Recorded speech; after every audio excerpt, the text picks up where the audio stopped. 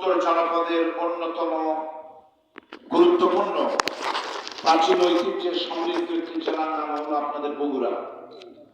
বগুড়া জেলার ঐতিহ্যবাহী চকবচাই ইউনিয়ন পরিষদের অন্তর্গত সন্ধ্যাবাড়ি দক্ষিণ পাড়ার নূর অক্তিয়া মসজিদের উন্নয়ন কল্পে পঞ্চম বার্ষিকী ইসলামী জালসার সম্মানিত বরেণ্য সভাপতি জনাব মাওলানা মোহাম্মদ আবুল কালাম আজাদ আছেন? আলহামদুলিল্লাহ। আমার বাবাজি রাজশাহী বিভাগের সাবেক শ্রেষ্ঠ ইমাম, আলহামদুলিল্লাহ। আল্লাহ তাআলা এই সকল কোরআনের পাখিদেরকে হায়াতে বারাকা দান করুন, বলেন আমিন। আজকের মাহফিলের সহসভাপতি মহিষাবান মকসিদিয়া আলিম মাদ্রাসার সম্মানিত প্রভাষক ভাই মাওলানা আব্দুল্লাহ আল মাসউদ আছেন? আল্লাহ পাক তাকে কবুল করুন। প্রধান পৃষ্ঠপোষক জনাব মোহাম্মদ শাহ আলম সাহেব, বিশেষ অতিথি জনাব মোহাম্মদ সিরাজুল ইসলাম, প্রধান অতিথি আপনাদের এই গ্রামের কৃতি সন্তান, যাকে আমি আগেও চিনতাম কিন্তু তার বাড়ি এই গ্রামে আমি জানতাম না, বগুড়া জেলা গৃহ নির্মাণ শ্রমিক পরিষদের সম্মানিত সেক্রেটারি জনাব মোহাম্মদ আব্দুল হান্নান সাহেব। বলেন এ ধরনের সামনে থেকে বড় ভালো বক্তার দরকার নেই, বক্তা খারাপ হোক মাইক ভালো হোক, এটা মাথায় রাখবে। তাহলে খারাপ বক্তা ভালো আওয়াজ করতে পারবে, মাইক যদি ভালো হয়। আর মাইক ভালো না, বক্তা যদি কামার ইমামও আনেন তাও পিটন খাওয়ার অবস্থা হবে। আজকে দেন কি হয় আল্লাহ ভালো থাকে। বললাম মাইকটা কানের দিকে ঘোরায় দেন, আওয়াজটা সহজ করে দেন, কানের দিকে দেন, চঞ্চল যেন না করে। মাগরিবের নামাজের পর থেকে যারা বক্তব্য দিয়েছেন সম্মানিত ওলামায়ে কেরামগণ আরো কমান কথা বলেছেন অত্র গ্রামের কৃতি সন্তান বিশিষ্ট ইসলামী চিন্তাবিদ শ্রদ্ধাভাজন মাওলানা মোহাম্মদ জিহাদ হাসান সাহেব। আল্লাহ পাক তাকে কোরআনের জন্য কবুল করুন, বলেন আমিন। একটু আগে দ্বিতীয় বক্তা হিসেবে আলোচনা করলেন, সিরিয়ালে যিনি দ্বিতীয় হলো আমার থেকে তার ইলম বেশি, যোগ্যতা ভালো, যোগ্য বাবার যোগ্য সন্তান মাওলানা আমজাদ হোসেন বাস্তববাদী সাহেবের পরিচালকরা প্রিয় ভাই হাফেজকারী মাওলানা মোহাম্মদ হাবিবুল্লাহ মিসবাহ। আল্লাহ তাআলা আমার মতো নয় আরো বড় করুন, চলে বলেন আমিন। এই মুহূর্তে আমার সামনে বসা কোরআন পাগল মুসলমান ভাইয়েরা, পর্দার অন্তরালের মা এবং বোনেরা, আমি আপনাদেরকে নিয়ে আল্লাহ পাকের দরবারে শুকর করি যে আল্লাহ তাআলা অত্যন্ত দয়া করেছেন, মেহেরবানি করেছেন। হয়তোবা আল্লাহ আপনার কোন আমলের কারণে অথবা মায়ের দোয়ার কারণে এমন একটি মাহফিল আপনাকে কবুল করেছেন। এই মুহূর্তে আপনি বসে আছেন জান্নাতের ভিতরে। আপনাদের বিশ্বাস হয় না যে মাহফিলে বসে নেকি, যে মাহফিলে বসে নিঃশ্বাস ফেলেও সব হবে? এই গ্রামের কত মানুষ, তাদেরকে আল্লাহ তাআলা এখানে কবুল করেননি। এমনকি পোস্টারে অনেকের নাম আছে, তাও আল্লাহ তাদের এখানে থাকার সুযোগ দেননি। কিন্তু আপনাদের পোস্টারে নাম নাই, তাও আপনাদের আল্লাহ কবুল করেছেন, ভালোবেসেছেন। তাই আল্লাহ পাকের দরবারে জবান খুলে মহব্বতে আমরা সকলে বলি আলহামদুলিল্লাহ। একটু জবানটা জোরে বলেন সকলে, রব্বানা লাকাল হামদ। বলেন হামদান কাসীরান তাইয়্যিবান মুবারাকান ফীহি। আমরা দরুদ এবং সালাম পেশ করছি বিশ্ব মানবতার মুক্তির মহান দূত আপনার আমার প্রিয় নবী মুহাম্মদুর রাসূলুল্লাহ। সকলে মহব্বতে বলেন সাল্লাল্লাহু আলাইহি ওয়াসাল্লামের প্রতি দরুদ এবং সালাম প্রেরিত হোক। আমরা সকলে বলি সাল্লাল্লাহু। আলহামদুলিল্লাহ। আরবিতে একটা কথা রয়েছে, কুল্লু জাদিদিন লাযীযুন, অর্থ হলো প্রত্যেকটা নতুন জিনিস স্বাদ বেশি, নতুন জিনিসের চাহিদাও বেশি, দামও ভালো। কথা বলেন ঠিক না ভাই? ঠিক। তা আমি আব্দুল বারী রশিদে আপনাদের সামনে নতুন না পুরাতন? আমি এই বছরই সেই দিন লাঠিগঞ্জে ওয়াজ করলাম, এই কয়েকদিন আগে 17 তারিখে লাঠিগঞ্জ স্কুল মাঠ। এই 2 থেকে 3 দিন আগে বা 4 দিন আগে ওয়াজ করলাম এই চকবচায় আব্দুল গফুর হাদিস সাহেবের মসজিদে, প্রধান বক্তা। আমি আজকে একটা মাহফিল করে আসলাম গাবতলী থানায়, এটা হলো দুর্গাহাট ইউনিয়ন পরিষদের পটিয়া ভাঙ্গা গ্রামে। আজকেই আগামীকালও গাবতলীতে আলোচনা মাহফিল আছে। নতুন পুরাতন বলে কোনো কথা নাই, আমরা সকলে কোরআন থেকে কোরআনের আলোচনা করতে চাই, শুনতে চাই। আল্লাহ কবুল করেন, বলেন আমিন। এটা এমন একটি কিতাবের মাহফিল ভাই, যে কিতাবের সাথে সম্পর্ক রাখলে কোরআনের মাহফিলে বসলে বিশ্বাস করেন কোনো লস নাই, শুধু লাভ। এমনি আজকের মাহফিলে আমরা যে চেয়ারে আমি বসে আছি, এই চেয়ারের দাম যদি 10,000 টাকা হয়, আমাদের সামনে যে টেবিল আছে এই টেবিল কিন্তু চেয়ারের থেকে বেশি দামি নয়। কিন্তু এই মুহূর্তে এই টেবিলের চেয়ারে আমি বসার কারণে লাথি লাগলে কোনো গুনাহ হবে না। কিন্তু এই মুহূর্তে আমার সামনে যে চেয়ার আছে, টেবিল আছে, কম দামি টেবিল। মাশাআল্লাহ, ভাই কেমন আছেন? আপনাদের সন্তান? জি আমি চিনি, আব্দুর রহমান ভাইকে আমি অনেক আগে থেকে চিনি, কিন্তু এই গ্রামই তার গ্রাম, আমি তার বাড়ি থেকে ঘুরে আসলাম। আলহামদুলিল্লাহ, আল্লাহ বারবার তাকে আপনাদের পুরো জেলার এই সমিতির নেতৃত্ব দেওয়ার তৌফিক দান করেছেন। আল্লাহ মৃত্যু পর্যন্ত সম্মান দান করুন, বলেন আমিন। কোরআনের কারণে চেয়ারের দাম বাড়েনি, কিন্তু এই মুহূর্তে চেয়ারের টেবিলের সাথে আল্লাহর কোরআন থাকার কারণে এই ছোট্ট টেবিলের দাম আল্লাহর কাছে কোটি টাকার ফার্নিচারের থেকেও বেশি হয়ে গেছে। তোরা বলেন ঠিক না?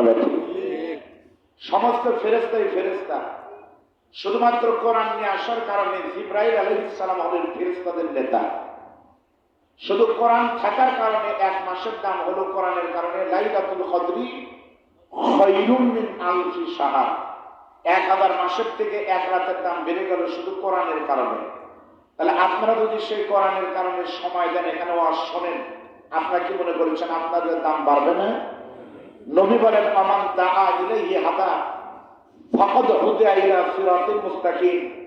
আল কোরআনের সাথে সম্পর্ক রাখলে আল্লাহ তাকে জান্নাত পর্যন্ত পৌঁছে দেয়, বলেন আল্লাহু আকবার।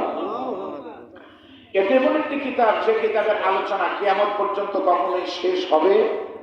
জোরে বলেন, কোরআন কখনো শেষ হবে? এটা আল্লাহর কোরআন, এটা চিরন্তন মর্যাদা।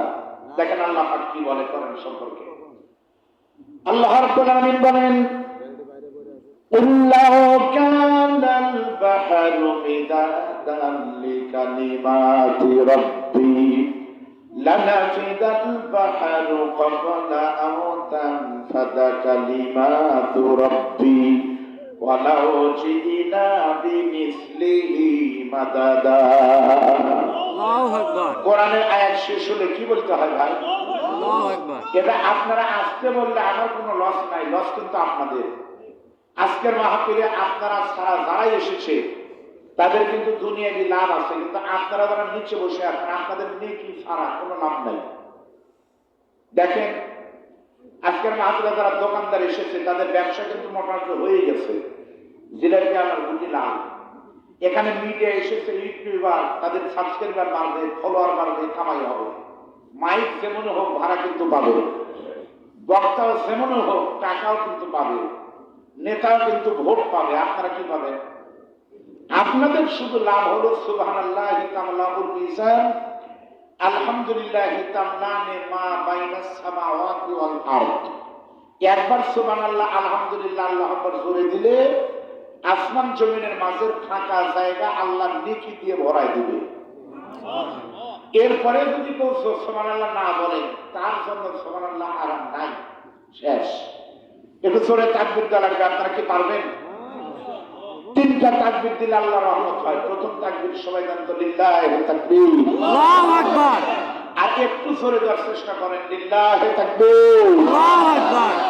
অনেকের ভিতরে ঘুমানোর ভাব চলে এসেছে, সবাই হাতটা একটু টান টান করে তুলে দেবেন। এটা হাতটা নাড়ান তো, একটা হাত নাড়ান, ঘুম ছেড়ে যাবে। নাড়ান।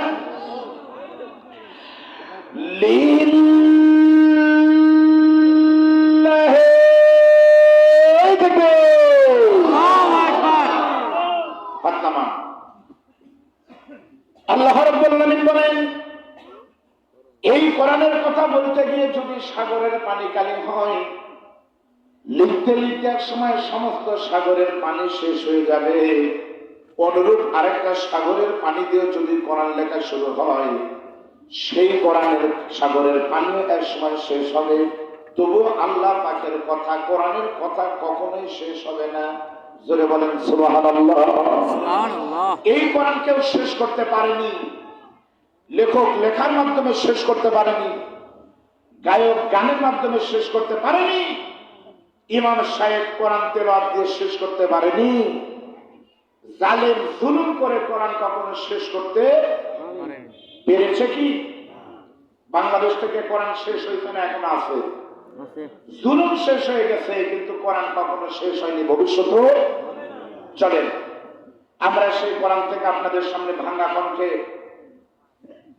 সূরা জুমার থেকে আমি একটি মাত্র আয়াতে কারিমা তেলাওয়াত করেছি। ওস্তাদ এখানে আছে, বড় বড় আলেম মানুষ, আমার এখান থেকে সামনে নিয়ে কিছু কথা বলতে চাই। আপনারা মনোযোগ আছে তো ইনশাল্লাহ? একটু নজর দেন, বেশি শোনার দরকার নেই, 1 ঘন্টা নিয়ত করেন 12টায় ওয়াজ শেষ হবে, তাই শোন, কিন্তু একটা আলোচনা বিষয় ভিত্তিক একটু শুনে যান। আমার প্রিয় ভাই হাবিবুল্লাহ মেজবা কোন ওয়াজ করেছে আমার জানা নাই, আমি আপনাদের সামনে নতুন একটি টপিকে কথা বলতে চাই। আল্লাহ কবুল করেন, বলেন আমিন। পড়েন আমার সাথে। আউযু বিল্লাহি মিনাশ শাইতানির রাজীম।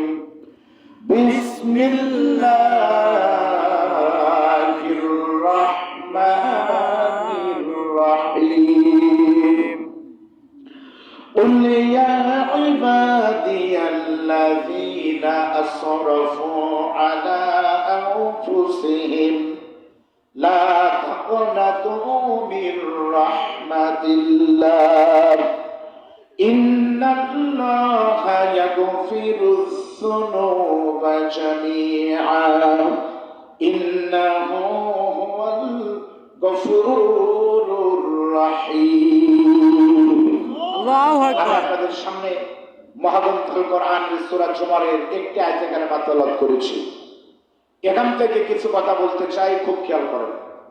আল্লাহ তাআলা বলতেছেন, কুল, নবী আপনি বলেন, ইয়া ইবাদি, হে আমার বান্দারা, আল্লাযীনা আসরাফু আলা আনফুসিহিম, তোমরা যারা নফসের উপরে জুলুম করেছো, পাপ করেছো, গুনাহ করেছো, লা তাকনাতু মির রাহমাতিল্লাহ, তোমরা আল্লাহর রহমত থেকে নিরাশ হও না, হতাশ হও না। গুনাহ হয়ে গেছে, কি করা যাবে, হতাশ হও না। ইন্নাল্লাহা ইয়াগফিরুয যুনুবা জামিআন, অবশ্যই নিশ্চয় আমি তোমাদের জীবনের সমস্ত গুনাহগুলিকে মাফ করে দেব। ইন্নাহু হুয়াল গফুরুর রহিম, কারণ আমি আল্লাহ ক্ষমাশীল এবং দয়ালু। কোরআনে এই রকম গুনাহ মাফের ওয়ারেন্টি যুক্ত আয়াত খুবই কম আছে, সব গুনাহ মাফ হবে। এই আয়াত থেকে বোঝা গেল পাপী যারা, তারা যদি আল্লাহর কাছে মাফ চাইতে পারে, সব গুনাহ মাফ করে দেয় আল্লাহ। এই আলোচনা কিন্তু সবার জন্য না, এই আলোচনা তাদের গুনাহ আছে, যাদের গুনাহ নাই তাদের তো এই ওয়াজ শুনে লাভ নাই।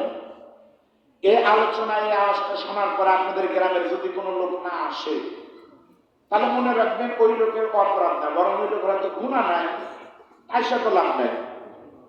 আর আপনাদের ভিতর কেউ যদি চলে যান, তাহলে আমরা বুঝবো এই লোকটার গুনাহ ছিল, এখন মাফ হলো, এজন্য চলে গেল। আর শেষ পর্যন্ত থাকলে বুঝবো গুনাহ আছে, আমরা মাফ চাই। খেয়াল করো, আজকের আলোচনার বিষয়ের নাম হলো তাওবা। আমার সাথে একটু জবাব দিবেন, বলেন আলোচনার বিষয়ের নাম কি? তাওবা। তাওবা শব্দের আরবি হলো তাওবা। তাওবা শব্দের অর্থ কি? গুনাহ মাফ করা না। তাওবা শব্দের ভালো অর্থ হলো ফিরে আসা। তওবা মানে কি? মুখস্থ করেন, এটা একটা ক্লাস চলতেছে। তওবা মানে ফিরে আসা, তওবা মানে অনুতপ্ত হওয়া, তওবা মানে দুঃখিত হওয়া, তওবা মানে অনুশোচনা করা, তওবা মানে আগে খারাপ পথে ছিলাম এখন ভালো হওয়ার নিয়ত করা, এগুলো হলো তওবা।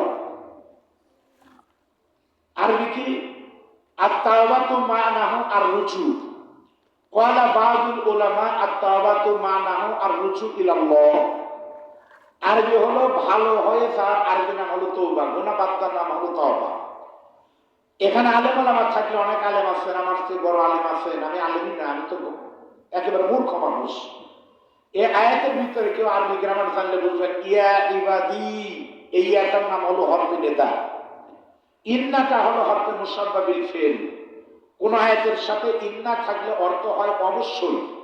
এখানে আছে আল্লাহ পাক বলেন, কেউ যদি তওবার মতো তওবা করতে পারে, আমি আল্লাহ অবশ্যই তার জীবনের সব গুনাহ মাফ করে দিব। সুবহানাল্লাহ করে বলেন।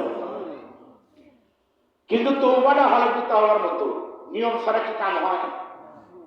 আমার বড় ভাই আব্দুল হামিদ ভাই আছে, এখন আমি যদি মনে করি যে আজকে আমি একটু আমার বাড়ির কাজ করব, অথবা যদি কোনো হাত মিস্ত্রি যদি বাড়ির কাজ করে 6 মাস পরে যদি বাড়ির ছাদ অথবা দেয়াল ফেটে যায়, আমি যদি গিয়ে বলি বড় ভাই আমি তো ভালোই কাজ করলাম কিন্তু আমার তো বাড়ি ফেটে গেল, উনি তখন বলবে আপনি কি পানি ঠিক মতো দিয়েছিলেন? অথবা বলবে আচ্ছা আপনি তখন ঢালাই করেন তখন কয় বস্তা বালি কয়টা সিমেন্ট দিয়েছেন একটু বলেন তো, একটা মাপ নাই। আপনি বলেন যদি বালু কম বেশি হয় সিমেন্ট কম হয় তাহলে মনে হয় ফেটে যায় না ভাই?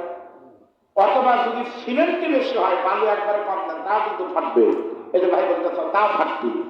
তার মানে একটা নির্দিষ্ট মাপ আছে সব কামেরই, ফিরে বলেন ঠিক না? ওই রকম আল্লাহ আপনার কোনো মাফ করবে, তার মানে কি রব্বানা সালাম না আর মাফ হয়ে গেল না? কোরআন বলতেছে মাপ পেতে হলে তার জন্য 3টে শর্ত থাকা লাগবে। ফিরে বলেন কয়টা? এই 3টার কেউ যদি একটা কমও করে মাফ হবে না, আবার বেশি করে তাও হবে না। থাকা লাগবে কমপক্ষে কয়টি? কি কি? আলোচনাটা মনোযোগ দেন, বিষয়ভিত্তিক আলোচনা। তওবা গুনাহ মাফ হতে হলে তাকে 3টে শর্ত মেনেই করা লাগবে। 1 নম্বর শর্ত 2, 3 পরের আয়াত আল্লাহ বলতেছেন 53 নম্বর আয়াত সূরা জুমার। আল্লাহ রাব্বুল আলামিন বলেন ওয়া আনিবু ইলা রাব্বিকুম ওয়া আসলিমু লাহু মিন ক্বাবলি আন ইয়াতিয়াকুমুল আযাবু সুম্মা লা তুনসারুন। আল্লাহ পাক বলে 3টে শর্তের 1 নম্বর শর্ত আমি আল্লাহর কাছে সারেন্ডার করা লাগবে, আমার দিকে আসা লাগবে। 1 নম্বর আল্লাহর দলে দেওয়া লাগবে। কেমন আল্লাহর দল? আগে নামাজ পড়েননি এখন নামাজ ধরা লাগবে, আগে দাড়ি কাটিয়েছেন এখন কাটা বাদ দেওয়া লাগবে, আগে যাকাত দেননি এখন দেওয়া লাগবে, আগে হজ করেননি এখন করা লাগবে, আগে বিবি পর্দায় থাকেননি এখন রাখা লাগবে। 1 নম্বর। 2 নম্বর অতীতের গুনার জন্য আল্লাহর কাছে মাপ চাওয়া লাগবে নিঃশর্ত। 3 নম্বর যে মাপ একবার চাইবেন ওই মাপ ওই ভুল আর কোনোদিনও করা যাবে না। কথা বলেন। আর আমরা মাহফিলে মাপ চাই পরের দিন আমরা পাপ করি, তাহলে হয়? আজকে বলতেছেন আল্লাহ আজকে জুমার রাত তুমি মাফ করে দাও, এই কোরআন শরীফ সে বলতেছে আজকের মাহফিলের দোয়া হয়তো বা 100% কবুল হবে ইনশাআল্লাহ। এত বড় সাহস আমার।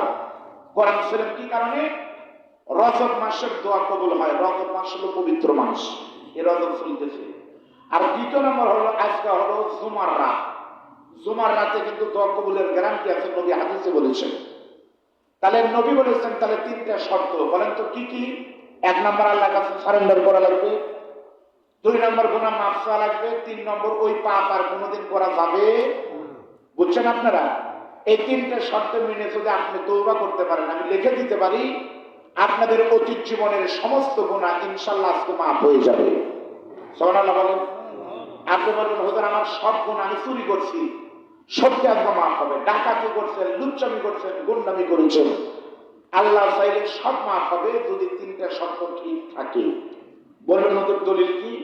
দলিল বোঝানোর জন্য আমি আপনাদের সামনে ঘটনা আকারে কল্পনা করার একটা হাদিস শোনাবো, তাহলে বুঝবেন আপনার থেকে বড় পাপী তার গুনাহ আল্লাহ মাফ করে দিয়েছেন, আপনার পাপ দিবে। হাদিস শোনেন খুব মহব্বত করে। আমার বন্ধুগণ, সত্যি আল্লাহর কোন বান্দা যদি অনুতপ্ত হয়ে আল্লাহর কাছে চোখের পানি ছাড়ায় যদি মন থেকে তাওবা করতে পারে, ওই বান্দার সমস্ত গুনাহ আল্লাহ তখনই মাফ করে দেয়। এটা হাদিস থেকে কিন্তু প্রমাণিত। সিয়াসাতের বিখ্যাত হাদিস মুহাদ্দিস আবুল্লাহ সমরকান্দি রাহমাতুল্লাহ আলাইহি বর্ণনা করেন, এখন থেকে 1500 বছর আগে আল্লাহর নবীর প্রত্যেকটা সাহাবী কিন্তু জান্নাতি, নবীর সাহাবীরা কেউ জাহান্নামে যাবে না। এই সাহাবীদের ভিতরে শ্রেষ্ঠ 10 জন সাহাবীকে কিন্তু আরবিতে বলা হয় আশারায়ে মুবাশশারা, শ্রেষ্ঠ 10 জন। এই শ্রেষ্ঠ 10 জনের ভিতরে কিন্তু আমার শ্রেষ্ঠ 4 জনকে বলা হয় খোলাফায়ে রাশিদিন। এই 4 জনের ভিতরে আল্লাহর নবীর জান্নাতি 2 নম্বর সাহাবী নাম হলো আমিরুল মুমিনিন হযরতে ওমর। আপনি বলেন আল্লাহ নবীর জান্নাতের 10 জন সাহাবীর নাম কি আপনারা বলতে পারবেন? আলেমদের বলে দেখেন, এটা কিন্তু হাদিসে আছে। আল্লাহ নবী বলেন ক্বালা নবী সাল্লাল্লাহু আলাইহি ওয়াসাল্লাম আরহামু উম্মতি বি উম্মতি আবু বকর, সিরিয়াল মনে রাখেন, আবু বকর। ওয়া আশাদ্দুহুম ফি আমরিল্লাহি উমর, ওয়া আসতাকুহুম হায়াআন উসমান, ওয়া আকদাহুম আলী। 10টা না 4টা মুখস্থ করেন। 1 নম্বরে কি? আবু বকর। জোরে বলেন 1 নম্বর কে? দ্বিতীয় নম্বর ওমর, তৃতীয় নম্বর উসমান, চতুর্থ আলী রাদিয়াল্লাহু আনহুমা। আল্লাহর নবী বলেছেন আমার 4 জন সাহাবী, 4 দিক থেকে, গুরুত্বের দিক থেকে কিন্তু 1 নম্বর। আমার আবু বকর হলেন ধৈর্যশীলতার দিক থেকে 1 নম্বর, আমার ওমর হলেন সহনশীলতার দিক থেকে 1 নম্বর, আমার ওসমান হলেন দানের দিক থেকে 1 নম্বর, আর আমার আলী হলেন জ্ঞানের দিক থেকে 1 নম্বর। সেই আল্লাহর নবীর দ্বিতীয় নম্বর সাহাবী খলিফাতুল মুসলিমিন হযরত ওমর। এখন থেকে 1500 বছর আগে একদিন সকালবেলা আল্লাহর নবীর সঙ্গে দেখা করার জন্য নবীর বাড়িতে যাচ্ছেন। যাওয়ার সময় হযরত ওমর খেয়াল করেন রাস্তার মাঝখানে 25 থেকে 30 বছরের একটা যুবক রাস্তার ধারে বসে থেকে কাঁদতেছে। হযরত ওমর যখন দেখলেন একজন যুবক কাঁদতেছে, সঙ্গে সঙ্গে হযরত ওমর এই যুবকের কাছে গিয়ে আস্তে করে থেমে সালাম দিয়ে বললেন, আসসালামু আলাইকুম, আমি আপনার কাছে জানতে চাই ভাই, আপনি কেন রাস্তার ধারে বসে থেকে এভাবে কাঁদতেছেন? হযরত ওমর প্রশ্ন করে বলতেছেন, মা ইসমুকা, আপনার নাম কি? মা আনতা, আপনার পরিচয় কি? মা ইয়াকুকা ইয়া শাবাব, আপনার কি হয়েছে যুবক, একটু জানতে চাই। রাস্তার ধারে, পথের ধারে কেন কাঁদতেছেন, কারণ কি? যখন যুবককে প্রশ্ন করেছে আপনি কেন কাঁদতেছেন জানতে চাইনি, সঙ্গে সঙ্গে যুবক ওমরের মুখের দিকে তাকায় বলতেছে, আমি কেন কাঁদতেছি, আমার পরিচয় কি? এই কথা তোমাকে পরে বলবো, আগে জানতে চাই আমার পরিচয় জানার আগে তুমি কে, তোমার পরিচয় কি? মা ইসমুকা, তুমি কে? মা আনতা, তোমার পরিচয় কি? হযরত ওমর তখন ওই যুবককে বলতেছে, ভাই যুবক, আমার পরিচয় তেমন কোনো পরিচয় না, আমার ছোট পরিচয় হলো আমি হলাম আল্লাহর নবীর সাহাবী, আমার নাম হলো ইসমে ওমর ইবনুল খাত্তাব। ভাই আমার তেমন কোনো পরিচয় নাই, আমি হলাম খাত্তাবের ছেলে, নবীর সাহাবী ওমর। সুবহানাল্লাহ বলেন। আপনারা বলেন হুজুর মক্কার লোক, মদিনার লোক ওমরের সিনার নাম কোয়া লাগবে? এর জবাব কি? হযরত ওমরকে সারা পৃথিবীর মানুষ, বগুড়ার মানুষ চিনছে কখন? যখন অর্ধ পৃথিবীর খলিফা হয়েছে, তখন সারা দুনিয়া চিনছে, বলে বলেন ঠিক না? কিন্তু যখন কিছুই হয়নি তখন চেনা লাগবে কি কারণে? এ যুবকে ভাই, এ রাস্তার ধারে যারা, তারা কারা? আর মাইক আলাকে বলবো, ভাই একটা মাইক একটু হরেনটা কানের দিকে দেন, কান কান শোনেন, কারণ আপনাদের তো, আপনাদের একারা, তার আমাদের কি? প্রতি রাত 2টা করে মাহফিল। আজকে ভোটে ভাঙ্গা এখানে, আগামীকাল 11:30 আছে, আবার বগুড়াতে আছে 7 গ্রাম, 28 করে মাহফিল ভাই আগামীকাল, আমি প্রধান বক্তা। তাহলে আমার দিনে করে 2টা করবেন লাগবে, গোলাম সাহেব সাথে কি করবো আমি? এই ছেলেমেয়ের কথা বন্ধ করবে না? এখন দেখেন তো, খেয়াল করেন, হযরত ওমরকে সারা দুনিয়া চিনছে তখন, খেয়াল করেন, অর্ধ পৃথিবীর খলিফা হয়েছে তখন। সুবহানাল্লাহ বলেন। আচ্ছা বলেন তো ভাই, এখন তো এই বগুড়ার লোক টাকা নেই দিকে, এখন থেকে 3 মাস আগে আপনারা শহীদ শরীফ ওসমান হাদি, এর নাম কি আপনারা শুনছিলেন? শুনছি। শরীফ আবু সাইদ, এখন থেকে 2 বছর আগে, 3 বছর আগে শহীদ আবু সাইদকে চিনতেন? চিনি। শহীদ মীর মুগ্ধার নাম কি আপনারা 5 বছর আগে শুনছিলেন? আর এখন সবগুলি জানে। এটাই হলো রহমত। আমিরুল মুমিনিন ওমর যখন বলছে আমার নাম হলো ওমর, সঙ্গে সঙ্গে যুবক তখন বলতেছে, তুমি নবীর সাহাবী, তুমি ওমর, আমি কেন রাস্তার ধারে বসে কাঁদতেছি, আমার কি হয়েছে, এই কথা তোমাকে বলে কোনো লাভ নাই। আমার কষ্টের কথা আমি খুলে বলবো, যদি আমি আল্লাহর নবীর দেখা পাই। নবী রাস্তা দিয়ে যাবে, সেই জন্য আমি কাঁদতেছি ভাই ওমর, তোমাকে বলবো না, তুমি কিছু মনে করো না।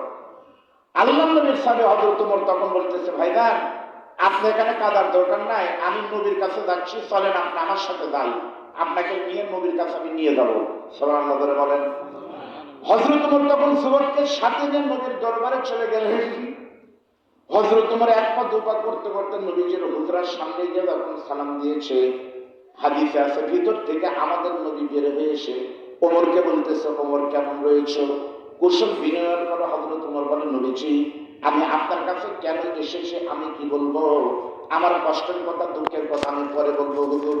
তার আগে আপনি একটু দেখেন তো হুজুর, এই যুবকরা রাস্তার ধারে বসে চোখের পানি ফেলায় শুধু কাঁদতেছিল, কিন্তু কি কারণে কাঁদতেছে আমাকে খুলে বলে না।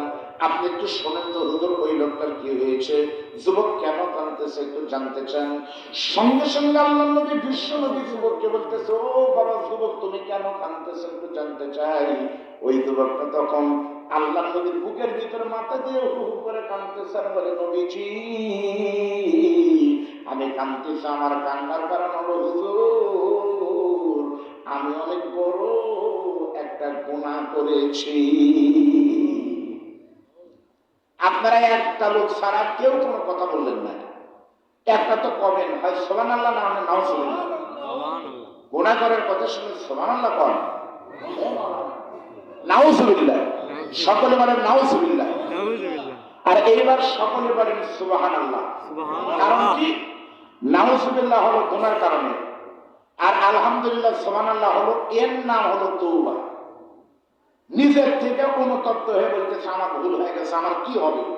তওবা মানে হলো ধরা করার পর না, নিজের থেকে, এর নাম হলো তওবা।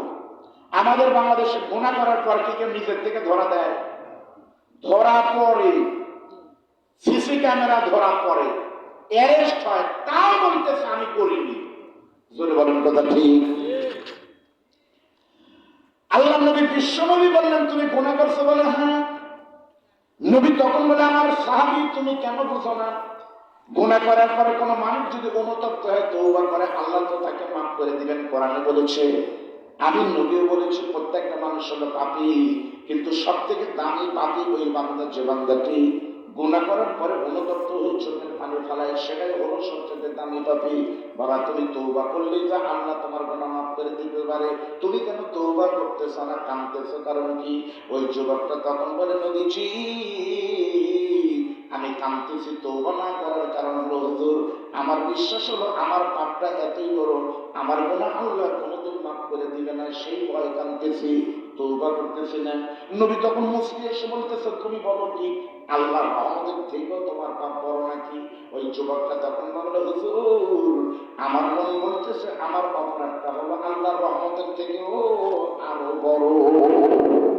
হুজুর আমি এতই বড় পাপ করছি, ভয়ে মাফ চাওয়ার সাহস হচ্ছে না আল্লাহর কাছে।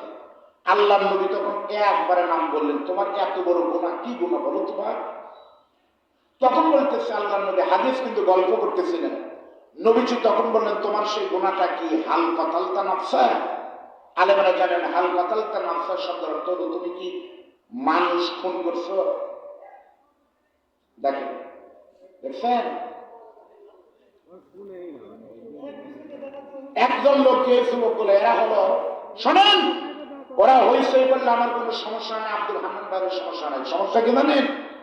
এই বয়সে এরা যদি মাহফিলের সামনে হইছে হেঁটে কয়, এদের যদি এখন চাপাত লাঠি না মারেন, এরাই তো বড় হলে আইজুল্লাহকে মিছিল করবি, ধর ধর হুজুর ধর, সকাল বিকাল নাস্তা কর, এরাই তো আগামী দিন ওবায়দুল কাদের হবে। ধরে বলেন কথা ঠিক হবে। শোনেন, আল্লাহ নবী বিশ্ব নবী বললেন তুমি তওবা করো, খেয়াল করতেছেন? ওই যুবক তখন বলে, হুজুর আমি ভয়ে তওবা করতেছে না। নবী বললেন তুমি কি মানুষ খুন করছো নাকি? ও ভাইজান এখান থেকে হাদিসটা একটু শোনেন, এখান থেকে বোঝা গেল মানুষ খুন করার পৃথিবীতে যত অপরাধ আছে খুনের পাপ কিন্তু সব থেকে বড় পাপ। আলেমদের বলে দেখেন, আল্লাহর নবী বলেন আল মুসলিমু, এ মুসলমান মানে কি খালি কালেমা পড়লে মুসলমান?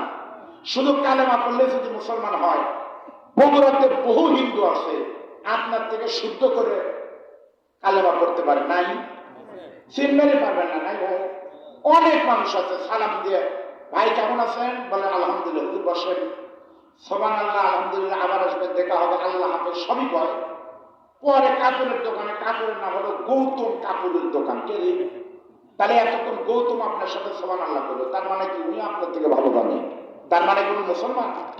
আল্লাহ নবী বলেন মুসলমান হওয়ার শর্ত কি? হাদিস বুখারীর বর্ণনা, আল মুসলিমু মান সালিমাল মুসলিমুনা মিন লিসানিহি ওয়া ইয়াদিহি। দেখেন হুজুর বলছে যেই মুসলমানের হাত আর মুখ থেকে অন্য মুসলমানেরা নিরাপদ না।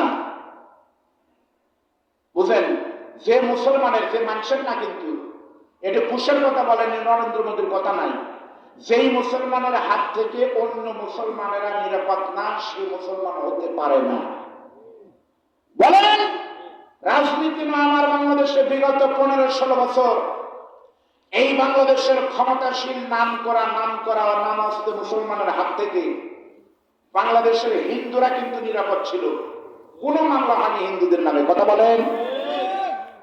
এদের হাত থেকে খ্রিস্টানরা নিরাপদ ছিল, এদের হাত থেকে কাদিয়ানীরা নিরাপদ ছিল। একমাত্র এই মুসলমান নারীর হাত থেকে মুসলমান নিরাপদ ছিল না, বিপদে ছিল। বলেন কথা ঠিক না? এই হাদিস যদি বিশ্লেষণ করা হয়, আপনি মন খারাপ করলেও কোনো সমস্যা নাই। আল্লাহর নবীর হাদিস যদি আমরা বিশ্লেষণ করি, আর যাই হোক, বাংলাদেশের শেখ হাসিনা মুসলমান ছিল না। অনেকের মন কালো হতে পারে, কারণ না এটা হতেই পারে, কিন্তু আমি হক কথা কি গোপন করবো? কারণ অনেকে তো মন খারাপ করবে, আমাকে জিয়াদ বলছে হুজুর রাজনীতির কোনো আচরণ করেন না, কিন্তু কোরআনের কথা বলতে গেলে আমাকে হক কথা বলা লাগবে না। কারণ আমি জানি কিছু কথা বললে অনেকের মন খারাপ হয়। এই গাবতলীতে আমাদের মাহফিল বন্ধ করে দেওয়া হয়েছে, জাইগুলিতে। মুফতি আমির হামদার আমাকে, ভাই সামনে আসেন, ভাই নানা ভাই উপরে আসেন। বন্ধ করে দেওয়া হয়েছে শতাব্দীর শ্রেষ্ঠ আলেম, কম দুঃখে কথা বলতেছেন আল্লামা সাইদি। সেই সাইদি সাহেব বগুড়াতে আসলে কে আহলে হাদিস, কে হানাফি, কে কোন দল করে কোনো প্রশ্ন ছিল না। পাগলের মতো করেন তাফসীর আপনারা শুনেছেন। আমি আব্দুল বারী রশিদের ওয়াজেখানে হচ্ছে, আমার বিশ্বাস পুরো সন্ধ্যাবাড়ির লোকই আসেনি। এই মাহফিলে পুরো গাবতলীর লোক জানি না। আর আল্লামা সাইদির মাহফিল বগুড়াতে সুলতানগঞ্জ মাঠে হতো, পুরো উত্তরবঙ্গের 16টা জেলার লোক পাগলের মতো চলে আসতেন। সেই মানুষটাকে চিকিৎসার নাম করে পিকে হাসপাতালে নিয়ে ইনজেকশনের ভিতরে বিষ নিয়ে হত্যা করলো। আর যাই হোক, তাকে আমরা মুসলমান বলতে পারি না, তো কাফের বেঈমান সেটা বলেন কথা ঠিক না? ভালোকে ভালো, মন্দকে মন্দ বলা আমার ইমানি দায়িত্ব। সত্যি বলতেছে, আমি বিএনপি করি না, কোনোদিন করবো না ইনশাল্লাহ। কিন্তু বাংলাদেশের প্রত্যেকটা মানুষ গত এক সপ্তাহ ধরে চোখের পানি ফেলেছে, বিশেষ করে 2 দিন। এই বগুড়ার গাবতলীর পুত্রবধূ, আপনাদের সকলের প্রিয় মানুষ, 3 বারের মাননীয় সকল প্রধানমন্ত্রী বেগম খালেদা জিয়া ইন্তেকাল করেছেন। আপনারা সকলেই কিন্তু তার জন্য আফসোস করেছেন, চোখের পানি ফেলেছেন, দোয়া করেছেন। করেন না আপনারা? দোয়া করেননি কেন? বেগম খালেদা জিয়ার জীবনে, আমি আজকে মাহফিলের বৈঠকালিতে বলেছি, বেগম খালেদা জিয়ার সাথে সারা জীবন তার যে অবদান রয়েছে, দলের অবদান নয়, বরং ইসলামের দৃষ্টিতে তিনি কি বলেছেন তার জীবনীতে উঠে এসেছে। গত 2 দিন অনেক আলেমরা তার জীবনী লিখেছে। বেগম খালেদা জিয়ার জীবনের ভিতরে 15 দিন 81 বছর বয়সে ইসলামের বিরুদ্ধে, আলেমদের বিরুদ্ধে কোনো সিদ্ধান্ত নেয়নি, মুখেও আলেমদের বিরুদ্ধে কোনো বক্তব্য ইসলামের বিরুদ্ধে দেয়নি। সুবহানাল্লাহ। 2 নম্বর অবদান উনি যা করেছেন, ওনার আমলে দাখিল মাদ্রাসাকে এসএসসির মান উনি করে দিয়েছে, আলেমকে ইন্টারের মান উনি দিয়েছে। প্রত্যেকটা মসজিদ মাদ্রাসার জন্য ওনার সরকার আমলে ব্যাপক অনুমোদন দিয়েছে। ওই সরকারের আমলে, খালেদা জিয়ার আমলে ওআইসি, অর্গানাইজেশন অফ ইসলামিক কোঅপারেশনের সদস্য বাংলাদেশ হয়েছে। ওনার আমলে শুধু তাই নয়, তসলিমা নাসরিন, ইসলাম বিরোধী, কোরআনের বিরুদ্ধে লেখা একটা মহিলা, সেই তসলিমা নাসরিনের 5টা বই ম্যাডাম খালেদা জিয়ার আমলে ইসলামের বিরুদ্ধে হওয়ার কারণে খালেদা জিয়া বাতিল করে ওনার সরকারের সময় তসলিমা নাসরিনকে বাংলা থেকে নিষিদ্ধ করে দেশ থেকে তাড়া করেছে। আমার বিশ্বাস, আর যাই হোক, আল্লাহ এই ভালো আমলের কারণ ওনাকে মাফ করবেন। এটা কম ভাগ্যের বিষয় নয়। আজকে গুগলে দেখলাম কমপক্ষে 60 থেকে 70 লক্ষ মানুষ তার জানাজায় হাজির হয়েছে। সারা পৃথিবী তাকিয়ে আছে একটা মহিলা মানুষের জানাজায়। ইতিপূর্বে এত লোক সারা পৃথিবী তার হাজির হয়নি। হাজার হাজার আলেম উপস্থিত হয়েছে। শতাব্দীর বড় আলেম, বাংলাদেশের শ্রেষ্ঠ একজন আলেম, বাইতুল মোকাররমের খতিব মাওলানা আল্লামা আব্দুল মালিকের ইমামতিতে তার খাটনি ধরলে ঘাড়ে তুলে চার কেউ নয়, 3 জন বাংলাদেশের বড় আলেম, আস-সুন্নাহ ফাউন্ডেশনের চেয়ারম্যান শেখ আহমদুল্লাহ, তার খাটনিতে হাত দিয়েছেন শাইখুল হাদিস আল্লামা মামুনুল হক, তার খাটনি কাঁদে চোখের পানি ফেলিয়েছে সারা পৃথিবীর শ্রেষ্ঠ বক্তা হযরতুল আল্লামা ডক্টর মাওলানা মিজানুর রহমান আজহারী। এগুলো এমনি হয়নি, তার আমলের কারণে হয়েছে। আল্লাহ, আমরা দোয়া করি তার কবরকে তুমি জান্নাতের টুকরা বানিয়ে দাও, জোরে বলেন আমিন। আজকে দেখলাম তার সঙ্গে তার বাসায় গিয়েছে তারেক রহমান সাহেবের সঙ্গে আপনাদের ছেলে, বাংলাদেশ জামাত ইসলামের নেতারা বৈঠক করতেছে, একসাথে বসে ফেসবুকে এসেছে। আমরা এটাই চাই, রাজনীতির ময়দানে দ্বন্দ্ব হবে, প্রতিযোগিতা হবে, কিন্তু আমরা মুসলমান হিসেবে, মানুষ হিসাবে একসাথে একজনের বিপদে আরেকজন আসবো, এমন একটি বাংলাদেশ আমাদের প্রত্যাশা। ধরে বলেন কথা ঠিক না? অথচ এই মানুষটাকে তাচ্ছিল্য করে বলেছিল ওনার লিভারের সমস্যা, লিভার পচে গেছে, কি খাইলে? মদ খেলেই তো লিভার পচে। আল্লাহ পাক সহ্য করেননি। আপনার মৃত্যু যদি বাংলাদেশে হয়, সে সুযোগ আল্লাহ আপনাকে দেয়নি, আপনার মৃত্যু দিল্লিতেই হবে। অত্যাচারিত আল্লাহ সহ্য করে না। ধরে বলেন কথা ঠিক না? আমরা চাইবো, আমরা তাদেরকে হারিয়েছি, যে দেখেন মানুষ খুন করা, আল্লামা সাইদিকে কিভাবে দুনিয়া থেকে বিদায় করে দিল। এমনকি সাইদি সাহেবের জানাজা পর্যন্ত হতে দিল না। ঢাকা থেকে তার লাশটা নিয়ে যাচ্ছিল, মাটি দিবে খুলনাতে। সাইদি সাহেবের বিরাট একটা মাদ্রাসা আছে, আমি দেখে এসেছি, কামিল মাদ্রাসা, এতিমখানা, লিল্লাবরী মসজিদ মাদ্রাসা। ওখানে সাইদি সাহেবের কবরের জায়গা নির্ধারিত ছিল। সেখানে নিয়ে যেতে দিল না, জোর করে পিরোজপুরে মাটি দিল। ওনার কবরে যেতে যেতে গাড়ির চাকা নষ্ট হলো। সাইদি সাহেবের লাশকে পুলিশ টেনে হিসেবে নামিয়ে অ্যাম্বুলেন্সে তুলেছে। আল্লাহ এদেরকে হেদায়েত দান করুন, বলেন আমিন। ভালো করে বলতেন। আল্লাহ নবী বিশ্বনবী বলতেছে, তুমি কি মানুষ মানছো নাকি? ওই যুবকটা তখন চোখের পানি ফেলায় বলে, ওগুলোকে আমার অপরাধ হলো, আমি মানুষ খুন করিনি, আমার অপরাধ আমি মানুষ খুন করার থেকে আরো বড় গুনাহ করেছি। করে বলেন নাউজুবিল্লাহ। আল্লাহ নবী তখন বলতেছে, মানুষ খুন করার থেকে বড় গুনাহ এই গুনাহ আবার কোন গুনাহ? নবী তখন আরবিতে প্রশ্ন করে বলতেছে, হাল আশরাকতা বিল্লাহ। আলেমরা জানেন হাল আশরাকতা বিল্লাহ শব্দের অর্থ হলো তুমি কি শিরক করছো নাকি। তাহলে বোঝা গেল এই পৃথিবীতে মানুষ খুন করা হলো 2 নম্বর গুনাহ, আর পৃথিবীতে আল্লাহর জমিনে যত গুনাহ আছে সব থেকে মারাত্মক ভয়ঙ্কর গুনাহর নাম হলো শিরকের গুনাহ। কোরআন বলতেছে শিরক মানে কি? ইন্না শিরকা লা যুলমুন আযীম। একটা আয়াতের ভিতরে 3টা শক্তিশালী তাকিদ। ইন্না অবশ্যই, যুলমুন আরো গুরুত্ব, আযীম শব্দের অর্থ বড় গুনাহ। সব থেকে বড় গুনাহর নাম হলো শিরকের গুনাহ। আপনারা বলেন, আমাদের সমাজে এমন কোন মানুষ এখানে নাই, নামাজ কেউ নাও পড়লে সেই লোককে যদি আমি বলি, ভাই বগুড়া শহরের সব থেকে বড় একটা পূজা মণ্ডপ আছে চালুপাড়া, অথবা নামাজ বা ডালপট্টি বড় মণ্ডপ হয় বগুড়াতে না ভাই, কেউ যদি আপনাদের আমি বলি 10,000 টাকা দিব, আপনি খালি একবার হিন্দুদের দুর্গার সামনে গিয়ে আপনার কপালটা দুর্গার পায়ে একবার ঠেকায় সেজদা দিবেন, 10,000 কেউ দিবে? মরে গেলেও দিবে না। কেন? এটা শিরক। আমরা দুর্গার পায়ে মাথা দিয়ে শিরক মনে করি, অথচ নেকি মনে করে আমরা শিরক করি সকাল সন্ধ্যা। নাই? আপনার হুজুরের আবার কি আপনারাও করেন? জানেনই না এটা কি? 1 নম্বর হলো, আমি 2-1 উদাহরণ দিই। আমাদের এলাকার নন্দীগ্রাম থানা, আমার বাড়ি ওইদিকে, এখন বগুড়া থাকি। আমাদের এলাকায় মহিলা মানুষ চুল আশ্রাতে আশ্রাতে যদি চিরুনি পরে যায়, তাহলে চালের ভাতের ভিতরে চাল বেশি দেয়, তখন মনে করা হয়তো মেহমান আসতে পারে। এই বিশ্বাসের নাম হলো শিরক। 2 নম্বর, চুল মানে কি বলে, কাক ডাকতেছে, হঠাৎ করে কাক ডাকলে পারে মনে করে আমার কেউ মারা গেছে, এর নাম হলো শিরক। এই যে গতকাল রাতে যারা পটকা ফুটালো শোক দিবসের ভিতরে, ইসলাম বলেছে এই 31শে ডিসেম্বরে রাতের বেলায় 12টার সময় আনন্দ করলে সারা বছর আনন্দ হবে। এই চিন্তা হলো মূর্তি পুজো খ্রিস্টানদের। অথচ গতকাল তারা মনে করছে 31শে মানে ডিসেম্বর রাত 12টায় আনন্দ করলে সারা বছর ভালো থাকবে, এটার নাম হলো শিরক। আমাদের সমাজে নাই? আমাদের সমাজে কত মানুষ রয়েছে বগুড়া থেকে গাড়ি ভাড়া করে ফরিদপুর আটরশি বাবার দরবারে গিয়ে লালনের মাজারে গিয়ে লালনের কপালে মানে কবরে সেজদা দিচ্ছে, এমন লোক বাংলাদেশে নাই? ওটাই তো শিরক। শিরক আবার কি? আল্লাহ নবী বিশ্বনবী বলেন, তোমরা শিরক বাদ দাও। আল্লাহ তাআলা আপনার সব গুনাহ মাফ করতে পারবেন। আপনি নামাজ পড়েননি, সালাত আদায় কম করেছেন, আল্লাহ চাইলে কিন্তু মাফ করে দিবে। যাকাত দেওয়ার কথা ছিল, 16 আনা দেননি, আল্লাহ চাইলে কিন্তু মাফ করে দিতে পারে।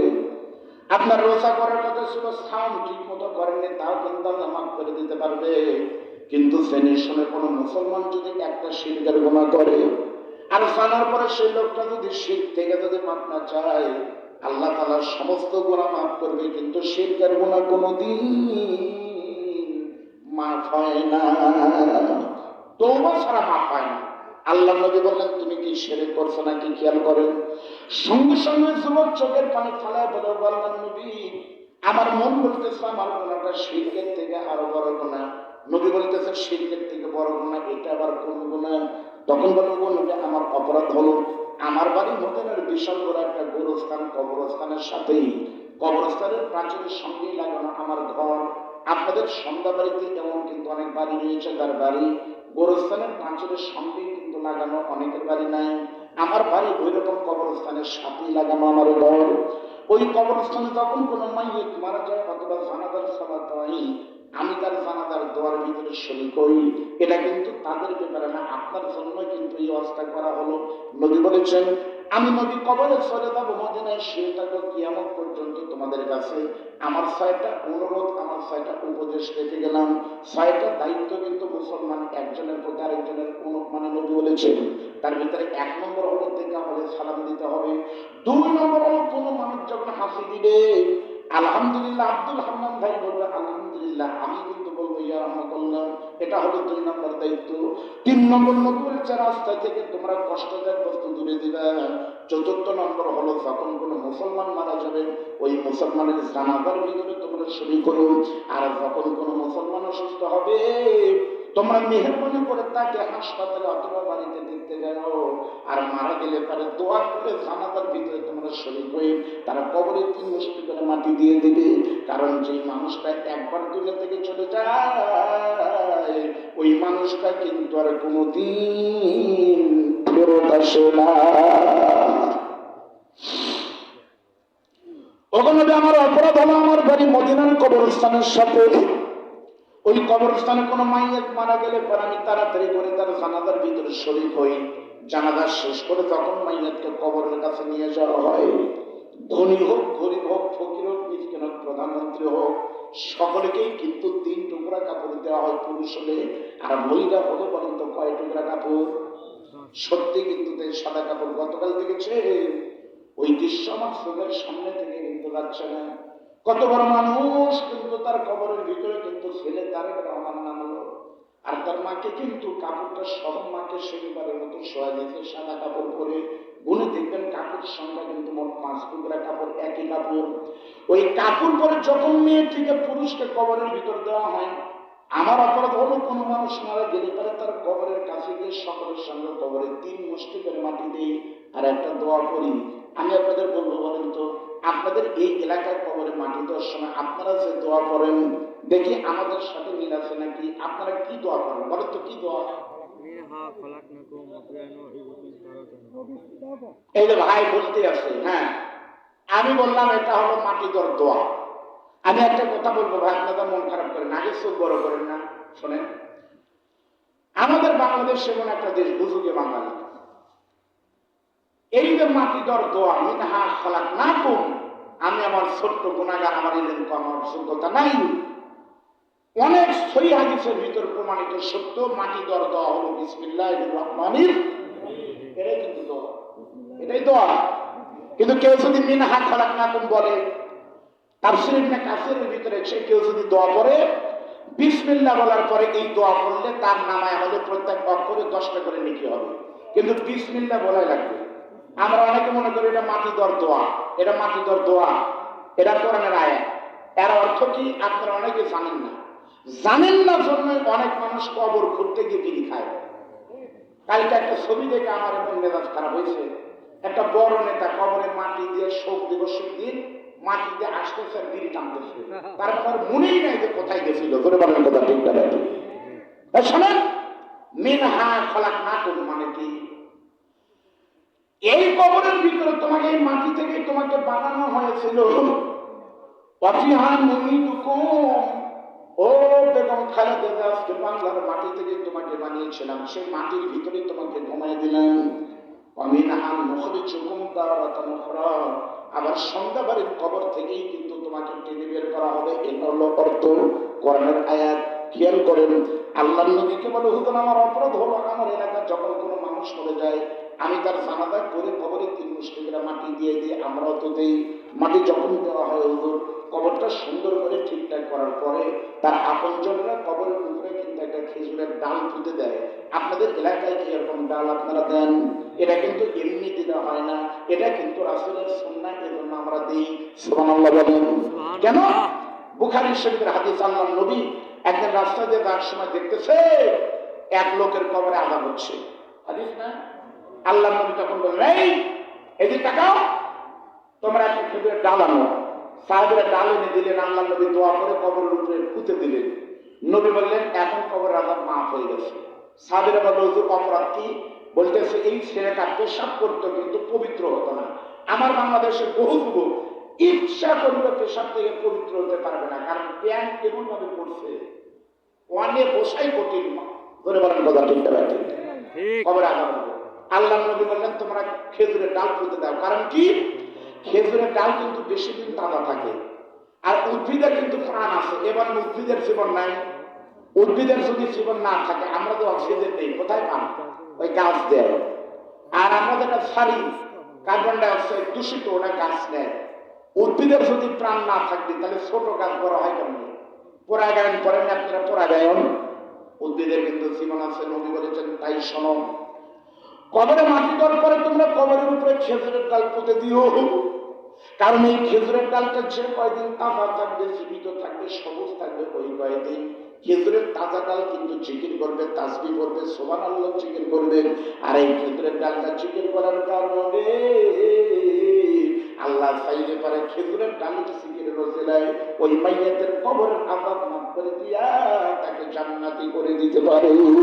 সুবহানাল্লাহ। কবরে আমি কবরের উপরে সবার সাথে খেজুরের ডালটা পুঁতে দিয়ে সকলেই আপনি বাড়ি চলে গেল। আমার বাড়ি যেহেতু একবারে গোরস্থানের সাথে, আমি নিশি রজনীতে ঘুম থেকে আস্তে করে উঠি, ওটা জানালা ধরেই দেখি কবরস্থানের ভিতরে কোনো শব্দ নাই, কোনো মাইয়াতের কোনো আওয়াজ নাই। এই আপনাদের সন্ধ্যাবাড়ি গ্রামে কিন্তু আমি জীবনের প্রথম আসলাম, কিন্তু আমি জানি আপনারা এখানে সব মিলে নারী পুরুষ যদি 500 লোক থাকেন, 500 জন কিন্তু 500 রকম আচরণ করতেছেন। কেউ হাসতেছেন, কেউ নড়তেছেন, কেউ এই করতেছেন, কেউ চুল কাটছেন। কিন্তু আপনাদের গ্রামের কবরস্থানের কাছে দেখেন কোনো শব্দ নাই। কবরস্থান কিন্তু একটা নীরব শহর, যেই শহরের অধিবাসীরা বাস করে, কিন্তু শহরের ভিতরে কোনো গোলযোগ নাই, কোনো শব্দ নাই। শহরের কাছে গিয়ে দেখবেন কোনো আওয়াজ নেই। কখনো আমি জানালা করে দেখি কবরের ভিতরে কোনো শব্দ নেই, হইচই নাই। তখন আমি কাল বিলম্ব না করে রাত্রিবেলায় আমার বাড়ি থেকে একটা ধারালো কোদাল নিই, কোদালটা নিয়ে আস্তে করে নতুন কবরের কাছে যাই। যে কবরটা আজকেই দেওয়া হয়েছে, চিহ্ন হলো 2টা। খেজুরের ডাল কিন্তু একেবারে টাটকা ডাল দেখা যায়। আর 2 নম্বর মাটিগুলো কিন্তু ঝুরঝুরা উর্বর হয়ে থাকে, বালু থাকলেও কিন্তু নরম দেখা যায়। তখন আমার অপরাধ হলো নতুন কবরের কাছে গিয়ে যেটা আজকেই দেওয়া হয়েছে আস্তে করে খেজুরের ডালটাকে সরাই দিয়ে কবরের বালু মাটিগুলো যখন সরাই দেই, মুহূর্তের ভিতর কবরটা ফাঁকা হয়ে যায়। তখন কবরের ভিতরে এক লাফে নেমে পড়ে কবরের মাইয়ের যদি পুরুষ হয় তাহলে মাইয়াদের শরীর থেকে টেনে খুলে নিয়ে 3 টুকরা কাপড়, আর মহিলা হলে নতুন 5 টুকরা কাপড় খুলে নিয়ে ওই কাপড়টা সুন্দর করে বাড়িতে পরিষ্কার করে সাফ সিলনা করে ওই কাপড়টা মদিনার একটা চড়াই মার্কেট আছে, যেখানে চুরি করা কাপড় বিক্রি হয় অর্ধেক দামে। ওগুলোতে আমি নামাজ পড়ি, রোজা করি, সবই করে, কিন্তু জীবিকার জন্য অন্য কোনো চাকরি করি না, অন্য কোনো ব্যবসা অথবা বাণিজ্য করি না। আমি কাপড়ের কাপড় চুরি করে বিক্রি করি। আমার এই জীবনে আমি এই 2 হাত দিয়ে কত নারী পুরুষকে উলঙ্গ করে কাপড়ের কাপড় চুরি করে বিক্রি করেছি, সেই খবর আল্লাহ ছাড়া কিন্তু কেউ জানে না। ও নবী, আমার অপরাধ হলো আমি একজন কাপড় চোর। হাদিস কিন্তু গল্প মনে করবেন। আপনারা বলেন, আপনাদের মসজিদে যদি জুতা চোর ধরা পড়ে আপনাকে হাত কেটে দিবেন? আপনাদের গ্রামে যদি কেউ ধান চুরি করে তাকে আপনারা জানে মারবেন? কিন্তু কাপড়ের কাপড় চুরি করে যদি কেউ ধরা পড়ে তাহলে তাহলে এই মানুষ হুজুর হয় যদি তার দান শেষ, তাহলে আপনারা কি করবেন? কারণ এর থেকে বড় চোর আর হয়, কিন্তু আমাদের বাংলাদেশে এর থেকে বড় চোর আছে। এখন আছে কিনা জানি না, তবে আগে ছিল, আবারও মনে হচ্ছে হতে পারে। আমার মনে আছে পত্রিকায় একবার এসেছিল, মানে দৈনিক করত হয়, নওগাঁ আত্রাই ইউনিয়ন উপজেলার প্রতিনিধি একবার পত্রিকা এসেছিল, মরা মানুষ চাল খায়। মরা মানুষ চাল খায় মানে নিচে ভিতরে লেখা আছে সরকারের কিন্তু একটা বরাদ্দ ছিল 10 টাকা চাল ছিল না। নওগাঁ আত্রাই এলাকার এখন আছে এক নেতা ক্ষমতার দাপটে এলাকার কমপক্ষে 50-60 জন মরা মানুষের নামের কাজ করে সেই চাল নেতা তুলে খায়। তাহলে বাংলাদেশ এমন দেশ যে দেশে মরা মানুষের চাল খায়। বলেন কথা ঠিক না ঠিক? মাহফিলের অনুমতি দিতে নেতা আর ওসি টাকা নিয়েছে, এবং ওসি ছিল কি ছিল না বলে বলেন? আমাদের মাহফিল থেকে এই জায়গুলি থেকে আমি আর মুক্তি আমির হামজা ভাইকে 2 মিনিটের জন্য ধরতে পারেনি। 2 কিলোমিটার জমির ভিতরে আমাদেরকে রেখে কমপক্ষে 3 ঘন্টা আমাদের তালাশ করে খুঁজে পেলে আমাদের জানে মেরে ফেলতো। আমরা কি নারীবাদী করছি না? শুধু কোরআনের মাহফিল করার কারণে আমাদের গ্রেপ্তার করতে চেয়েছিল সেই সময়ের গাবতলীর ওসি আবুল কালাম আজাদ। আজাদ মানে আজাদ, আর জাত নাই। সরকার পরিবর্তনের পরে এই কথা আমির হামজা ভাই, এখন আপনাদের এমপি প্রার্থী আপনারা জানেন না কুষ্টিয়ার, আমির হামজা ভাই তাকে উপরে একবার জানিয়ে দিয়েছে আবুল কালাম আজাদকে ধরে বিভাগীয় মামলা হয়ে শর্ত তাকে এখন ট্রান্সফার করে কক্সবাজার দিচ্ছে। এবং আবুল কালাম আজাদ এসে আমাদের কাছে পাওয়া ধরে মাপ চেয়েছে। অন্যায় ভাবে আমাদেরকে গ্রেপ্তার করতে না পেরে থানায় নিয়ে গিয়ে আমাদের 3টা গাড়ি ধরে প্রায় 70,000 টাকা নিয়েছিল। এই মানুষ দেখেন এরা তাদের কত বড় অপরাধী, খেয়াল করেন। আল্লাহ নবী বিশ্বনবী বললেন তারপরে কি? ওই যুবক বলে হুজুর আমার অপরাধ হলো শুধু কাপড় চুরি করা না, গতকাল আরো বড় একটা বিশাল অপরাধ করেছি। সে অপরাধ হলো আমাদের এলাকার সব থেকে সুন্দরী তরুণী উর্বশী একটা যুবতী নিয়ে গতকাল মৃত্যু হয়েছে। ওই মৃত্যুটা অল্প বয়সে হওয়ার কারণে চোখের ছায়া নেমে এসেছে।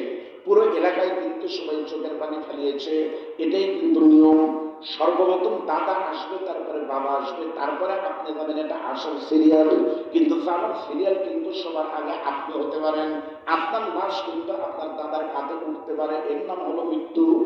কোরআন বলতেছে ইযা জাআ আজালুহুম লা ইস্তাখিরুনা সাআতাও ওয়া লা ইস্তাকদিমুন। যখন তোমার টাক আসবে তখনই কিন্তু তোমার যাওয়া লাগবে। তার প্রমাণ হলো শহীদ শরীফ ওসমান হাদি ভাইয়ের আমার 6 ভাই বোন, বড় 5 জন কিন্তু বেঁচেই আছে, ছোট হাদিকে আল্লাহ নিয়ে গেছে। এটাই কিন্তু দুনিয়ার বাস্তবতা। রেডি হন, তখন আমার আপনার যাওয়া লাগবে। ওখানে গতকাল আমাদের এলাকার সুন্দরী মেয়েটা মরে গেছে। ওই মেয়েটাকে যখন কবর দেওয়া হলো, কবরের ভিতরে যখন নামানো হয়েছে হুজুর, সকলে মিলে কবরে 3 মিষ্টি করে মাটি আমিও দিয়েছি বিসমিল্লাহ বলে। মাটি দেওয়ার পরে সকলে যখন কবরটা ছেড়ে চলে গেছে, আমার অভ্যাস হলো প্রত্যেকদিন কাপড় চুরি করা। আমি কাপড় চুরি করার জন্য রাত্রিবেলায় একটা কোদাল নিয়ে এক পা দুপা করতে করতে গেলাম। যাওয়ার সময় মেয়েটির কবর পর্যন্ত গিয়েছি, কোনো মানুষ আমাকে নিষেধ করেনি, কেউ আমাকে ধমক দেয়নি, কেউ আমাকে কোনো কথা বলেনি। আমি নির্জন নিরিবিলি অন্ধকার, একবার নিকশ কালো একবার অমানিসার কালো অন্ধকারের ভিতরে, যেমন আমাদের এলাকা অমাবস্যার এক অন্ধকার রাতে মেয়েটির কবরের কাছে চলে গেলাম। গিয়ে দেখি অন্ধকারের ভিতরে কিছু দেখা যায় না। হাতের লাইটটা মেরে দেখে মেয়েটির কবরের কোনো শব্দ নাই। মেয়েটির কবরের উপরে একটা খেজুরের ডাল ছিল, খেজুরের ডাল বাতাসের টালে টালে শুধু লড়তেছে, কোনো শব্দ নাই, কিছু পাওয়া যায় না। তখন আমি কাল বিলম্ব না করে খেজুরের ডালটাকে সরাই দিয়ে হাতের কোদাল দিয়ে মেয়েটির কবরের বালুগুলো সরানোর চেষ্টা করলাম। মুহূর্তের ভিতরে উর্বর মাটি, বিকালে কবর হয়েছে, মাটিগুলো জমা। মুহূর্তের ভিতরে ভালো মাটিগুলো যখন সরে কবরটা ফাঁকা হয়ে গেছে, তখন অন্ধকারের ভিতরে আমি তাকে নিজের কবরের ভিতরে এইরকম একটা জিনিস পড়ে আছে। তখন আমি মুহূর্তের ভিতরে মেয়েটির কবরের ভিতর লাফ দিলাম। লাফ দিয়ে মেয়েটির কবরের ভিতর থেকে যখন লাশটা টানা শুরু করলাম, মুহূর্তের ভিতরে 5 টুকরা কাপড় আমার কাছে চলে আসলো। আমার চাহিদা পূর্ণ হয়ে গেল। এই 5 টুকরা কাপড় নিয়ে তখন আমি রওনা দেব। এমন সময় কে যেন পিছন থেকে বলতেছে একটু দেরি করতে হবে আজকে। যুবক রে, প্রত্যেকদিন শুধু কাপড়ের কাপড় নিয়ে চলে যা, আজকে কিন্তু অন্য একটা জিনিস আছে। এই যুবতী কিন্তু যেন তেন কোনো যুবতী না, মদিনার সব থেকে সুন্দরীদের ভিতরে একটি। এখন পর্যন্ত কত চেষ্টা করে মেয়েদের হাত কেউ ধরতে পারেনি, মেয়েটিকে খারাপ অপকর্মে কেউ রাজি করাতে পারেনি। কারণ মেয়েটি বড়টা পড়তো, পর্দা করতো, এটা আল্লাহর বিধান। অকর্ণা তুই বিরতি করনা, মুসলিম নারীরা তোমরা ঘরের ভিতরে থাকো। ওলা তাবার রচনা তাবার রচন চাইবে লিয়াতিল ওলা, ঘর থেকে বের হলে ফাতেমার মতো বের হওয়ার, সাহিত্যের মতো বরকা ছাড়ানো। এই মেয়েটি বরকা পরে বের হতো, কোনো যুবক তাকে কিন্তু ধরতে পারেনি, কেউ কোনোদিন দেখতে পারেনি। আজকে তুমি ইচ্ছা করলেই কিন্তু বহু কিছু করতে পারো। যুবকরে, এই কাপড়ের কাপড় শরীরে নাই, একেবারে উলঙ্গ আছে, তুমি একবার শুধু দেখো মেয়েটি কেমন সুন্দরী। আপনাদের বুদ্ধি করে বলা লাগে, বলেন তো এত বড় সাংঘাতিক অপকর্মের বুদ্ধি যে দিচ্ছে, আপনারা বলেন তো ভাই তার নাম কি? শয়তান। আপনি কেমনে জানলেন? এই ঘটনাতে এখানে জানলেন, তার মানে বুঝা যায় খারাপ কাজের প্রস্তাব যারা দেয় এরাই শয়তান। ধরে বলেন কথা ঠিক পারে। শয়তানকে মানুষের ভিতরে নাই, মিনাল জিন্নাতি ওয়ান নাস। আল্লাহ বলেন মানুষের ভিতরে শয়তান কারা আছে আমি বলবো না, বুঝে নিয়েন। শয়তান যখন বলতেছে তুমি একবার শুধু কবরের ভিতরে দেখো, দুজন আমি তো মানুষ নফসের কালে শয়তানের ধোকায় বোকা হয়ে রাতের বেলা মেয়েটার কবরের ভিতরে যখন আমার হাতে লাইটটা একবার শুধু মেরেছি, লাইটের আলোতে সুন্দর কবর যখন একেবারে সাদা হয়ে গেছে, উজ্জ্বল হলো, তখন আল্লাহর নামের কসম করে বলতেছে আমার জীবনে আমি এত সুন্দরী তরুণী কোনো মেয়ে দেখিনি। আমার কাছে মনে হলো পূর্ণিমার চাঁদ যেন ঘুমায় আছে। হুজুর আমি আর সহ্য করতে পারলাম না, মেয়েটির সুন্দর চুলগুলো থেকে আমাকে কাছে টেনেছে। মেয়েটির চুলগুলো দেখলাম আমি, মেয়েটির বন্ধ চোখগুলো দেখলাম কি সুন্দর ধরা ভুরু। মেয়েটির বুকের দিকে তাকিয়ে শয়তানের ধোকায় বোকা হয়ে নফসের কারণে কি করবো হুজুর, রক্তে মাংসে করা মানুষ আমি একেবারে তাগারা যুবক, শয়তানের বুদ্ধিতে পড়ে নফসের কারণে রাতের বেলা মেয়েটির সঙ্গে কবরের ভিতরে আমি নিকৃষ্ট জেনায় লিপ্ত হয়েছি। ও যুবক সোনার ভাইরা, তোমাদের বলি ভাই, সত্যি মনটা কিন্তু খুবই নরম হয়ে গেছে। 2 দিন হলে কিন্তু এই ঘটনা বেগম খালেদা জিয়ার কারণে কিন্তু বারবার সকলে কিন্তু মৃত্যুর কথা মনে হচ্ছে। সেটা আমি আপনাদের সামনে তওবার আলোচনা করতেছি। শোনো যুবক, ভাগ্য ভালো হলে আজকে আপনার তওবা আল্লাহ কবুল করবে। তোমার রাত ইনশাআল্লাহ কয়েক মিনিট তিনি করেন। কখনো মেয়েটির সঙ্গে যখন আমি জানা করার পর উঠলাম, কাপড়গুলো নেওয়ার আগে সুন্দর করে কবরটা ঢেকে দিলাম যেন কেউ ধরতে না পারে। আমি প্রশিক্ষণ প্রাপ্ত কিলার একেবারে টের পাইনি, সুন্দর করে কবরটা ঢেকে দিলাম, খেজুরের ডান্ডা পুঁতে দিয়ে 5 টুকরা কাপড় নিয়ে যখন গোরস্থানের ভিতরে হেঁটে পালায় যাব, এমন সময় কে যেন পিছন থেকে ডাকতে বলে তুমি দাঁড়াও। আমি কাপ ফিরে দেখি মনে হচ্ছে মেয়েটা আমাকে ডাকতেছে, হয়তো কল্পনা অথবা স্বপ্ন। আপনারা বলেন তো মানুষের স্বপ্ন ঠিক না ঠিক? আপনাদের যে স্বপ্নে দেখেন এই স্বপ্ন ঠিক না ঠিক? আপনারা কথা কবেন না বলে নিয়োগ করে রাখছেন। এই যে একজন লোক ঠিক বলছে, ঠিক হয় ব্যাঠিক হয়, তার মানে বোঝা গেল স্বপ্ন কয় প্রকার। আসলে হাদিসে, বুখারীর হাদিস, ইসলামে কি নাই সব আছে। নবী বলেন স্বপ্ন 2 প্রকার না, স্বপ্ন হলো 3 প্রকার। আপনাদের মুখস্থ করা লাগবে স্বপ্ন কয় প্রকার।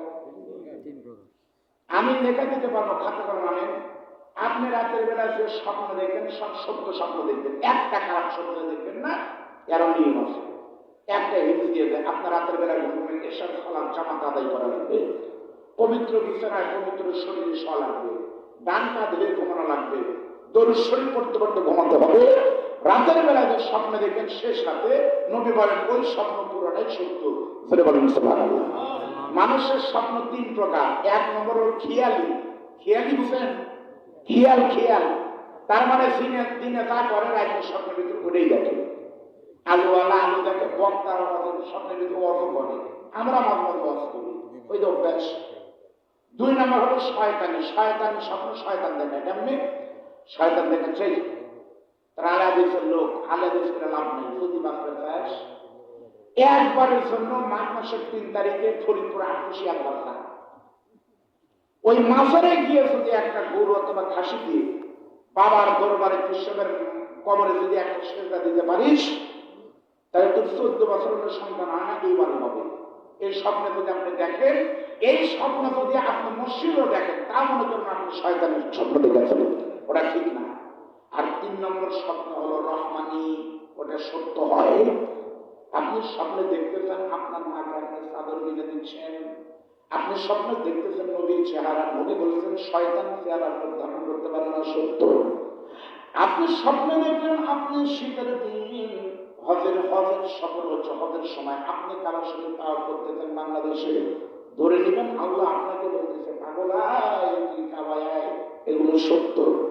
অগনবী বিশ্বনবী নিয়ে কেমন আমাকে ডাকতে বলতেছে যুবক, শুধুমাত্র কিছুক্ষণ দ্বারা তোমার সঙ্গে শেষ একটা কথা বলতে চাই, শোনো যুবক, তুমি আমার জীবনের সর্বনাশ করে চলে যাচ্ছ জানো?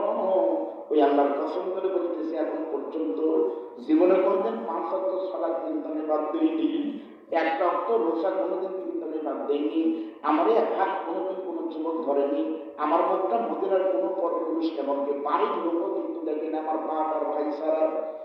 আর আজকে আমাকে কবরের ভিতর প্রথম রাতে তুমি আমার যা ছিল সব নিয়ে গেলি। নবী বলেছে কবরের ভিতরে একটা মানুষ অন্তত 50,000 বছর থাকবে, আমি 50,000 বছর থাকবো, কিন্তু নাপাক হয়ে আমাকে থাকা লাগবে। 2 নম্বর হলো আমার 5 টুকরা কাপড় ছিল তুই নিয়ে গেলি। 3 নম্বর আমার একমাত্র সম্পদ বলতেছিল আমার স্বপ্ন, আমার ইজ্জত, তাও তুই কেড়ে নিলি। আমি একটা লাশ তোকে কিছুই বলতে পারলাম না। সকলে কিন্তু দেখছে, কিন্তু কবর থেকে মরে গেছে, সবাই দেখছে কিন্তু বলার সত্যি নাই, সাক্ষী থাকলো।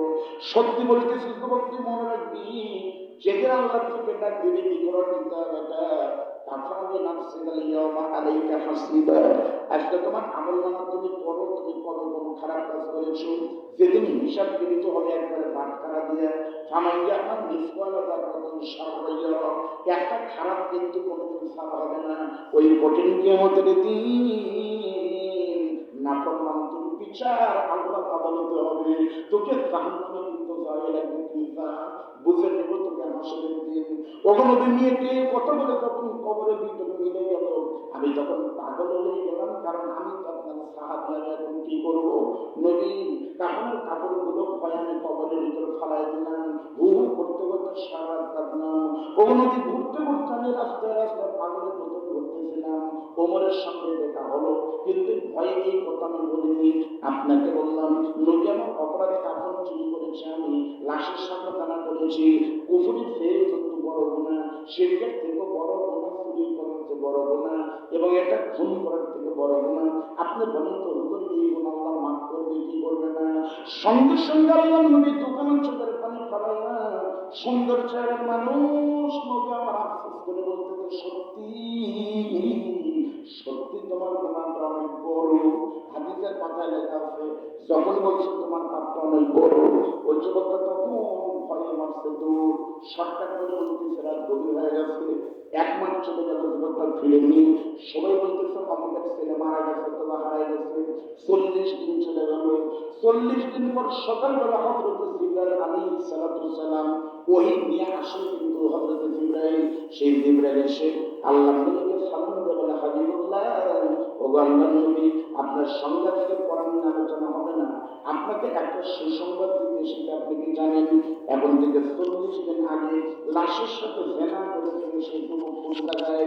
নবী বলতেছে আমার জানা নাই না। আপনি জিজ্ঞাসা করতেছে নবীজি আপনি কি জানেন যখন আপনি বলছেন তোমার গুনাহটা অনেক বড়, তোমার পাপটা অনেক বড়, ওই যুবক তখন ভয়ে এমন একটা দৌড় দিয়েছে, এক দৌড়ে মদিনার সব থেকে বড় দেখেন আকাশ চুম্বি একটা পাহাড় দেখা যায়, ওই পাহাড়ের মাথার উপরে চলে গত 40 দিন ওই যুবকটা বাড়িতে বউ বাচ্চা মায়ের কাছে ফেরত আসেনি, ওই যুবকটা কোনো কাফনের কাছে কিন্তু চুরি করেনি, ওই যুবকটা কোনো জীবিত মৃত নারীর দিকে হাত দেয়নি। গত 40 দিন পাহাড়ের মতো উপরে চলে যুবকটা এক ফোঁটা পানিও খায়নি। ওই যুবকটা ভয়ে একেবারে ভীত সন্ত্রস্ত গত 40 দিন, সকাল বিকাল 24 ঘন্টা গত 40 দিনে এমন একটা মানে এমন একটা আমল করেছে, ওই একটা আমল রেগুলার 40 দিন করার কারণে আমার আল্লাহ খুশি হয়ে যে ওই যুবকের জিন্দেগির সমস্ত গুনাহ মাফ করে দিয়ে ছোট্ট একটা আমলের ওসিলায় ওই যুবককে আল্লাহ জান্নাতুল ফেরদাউস দান করেছে।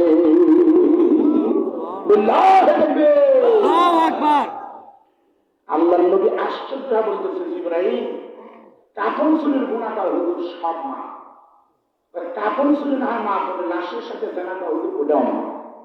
আল্লাহর নবী তখন বলতেছে, জিবরাইল কি এমন আমল করলো যে আমলের কারণে সব মাফ হলো? ওই আমলটা আমাকে বলো, আমার উম্মাতদের আমি বলতে চাই তারাও যেন পাপ করার পরে এই একই আমল করো, তাহলে তাদের আল্লাহ মাফ করে দিবে। চলে বলেন সুবহানাল্লাহ। তাহলে বলেন তো এই আমলটা শোনার দরকার আছে না নাই? কিন্তু এই সময় এই চাচা আর এই সেনা ভাইতে দুইজন মিলে গেল, তার মানে একের ওদের শোনার দরকার নেই।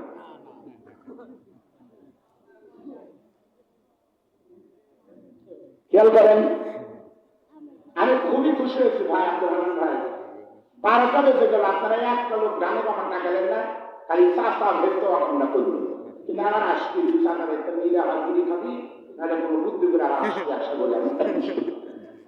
আর পেশাব করবে গেছে, পেশাব তো করবে গেছে ভাই, 4-10 মিনিট না বললে কি হবে পেশাব? কারণ যেমন উদাহরণ দিচ্ছি দেখেন, কারণ আমার কিন্তু প্রত্যেকদিন 2 টাকা করে মানা আবার চাকরি করি, তারা আপনার কি মনে করছেন আমার সঙ্গে আমি তো মানুষ তো পাঠাম না? সত্যি আমারও কিন্তু পেশাব থাকে, এখন যদি কোন পেশাব তাহলে আমি তো মানুষ, আর আমি যদি ছুটি দিয়ে দাঁড়িয়ে এখন ভাই আপনার মিনিট ছুটি দেন, আমি তো জানো পেশাব করে ওদের আবার আসবো। আপনার হয়তো পরে বেতন বসে থাকতেন, আগামীকাল পুরো এলাকায় প্রচার হবে কি বক্তারি। আমাদের সন্ধ্যাবাড়িতে ওয়াজ করবে আসলে বগুড়ার কথা বগুড়ার রশিদুল জামাই আব্দুল বাড়ির রশিদ ওয়াজ করতে করতে মুখ পেরে গেছিল ভাবে, এবার আপনারা পাবেন না? তাহলে আমিও আদা করতেছি আপনাদেরকে, আমি মজাও যদি নাই আপনাদের রেখে পেশাব করতে পারবো না। আপনারা কি বলতে পারবেন হুজুর এত বড় গুরুত্বপূর্ণ আলোচনা রেখে আমরাও পাবো না, বেশিক্ষণ আর 15 মিনিট পারবেন তো ইনশাআল্লাহ? ইনশাআল্লাহ। আল্লাহু আকবার। এই মুহূর্তে আমি আপনাদের সামনে বলবো আমলটা কি 2 মিনিট লাগবে, কিন্তু আমার বিশ্বাস আজকের মাহফিলে কিন্তু পুরুষের থেকে মহিলা কিন্তু কম বেশি হয়েছে, মহিলা কি নাই? আমার আগের বক্তা আমার ভাই নাম তো ওনার মিসবা হাবিবুল্লাহ মেহবা কি মহিলাদের ওয়াজ করছে একটু কম, আমারও তো দায়িত্ব আছে, কারণ আমি তো মা বোনদের বক্তা, এখন কি ওয়াজ করবো?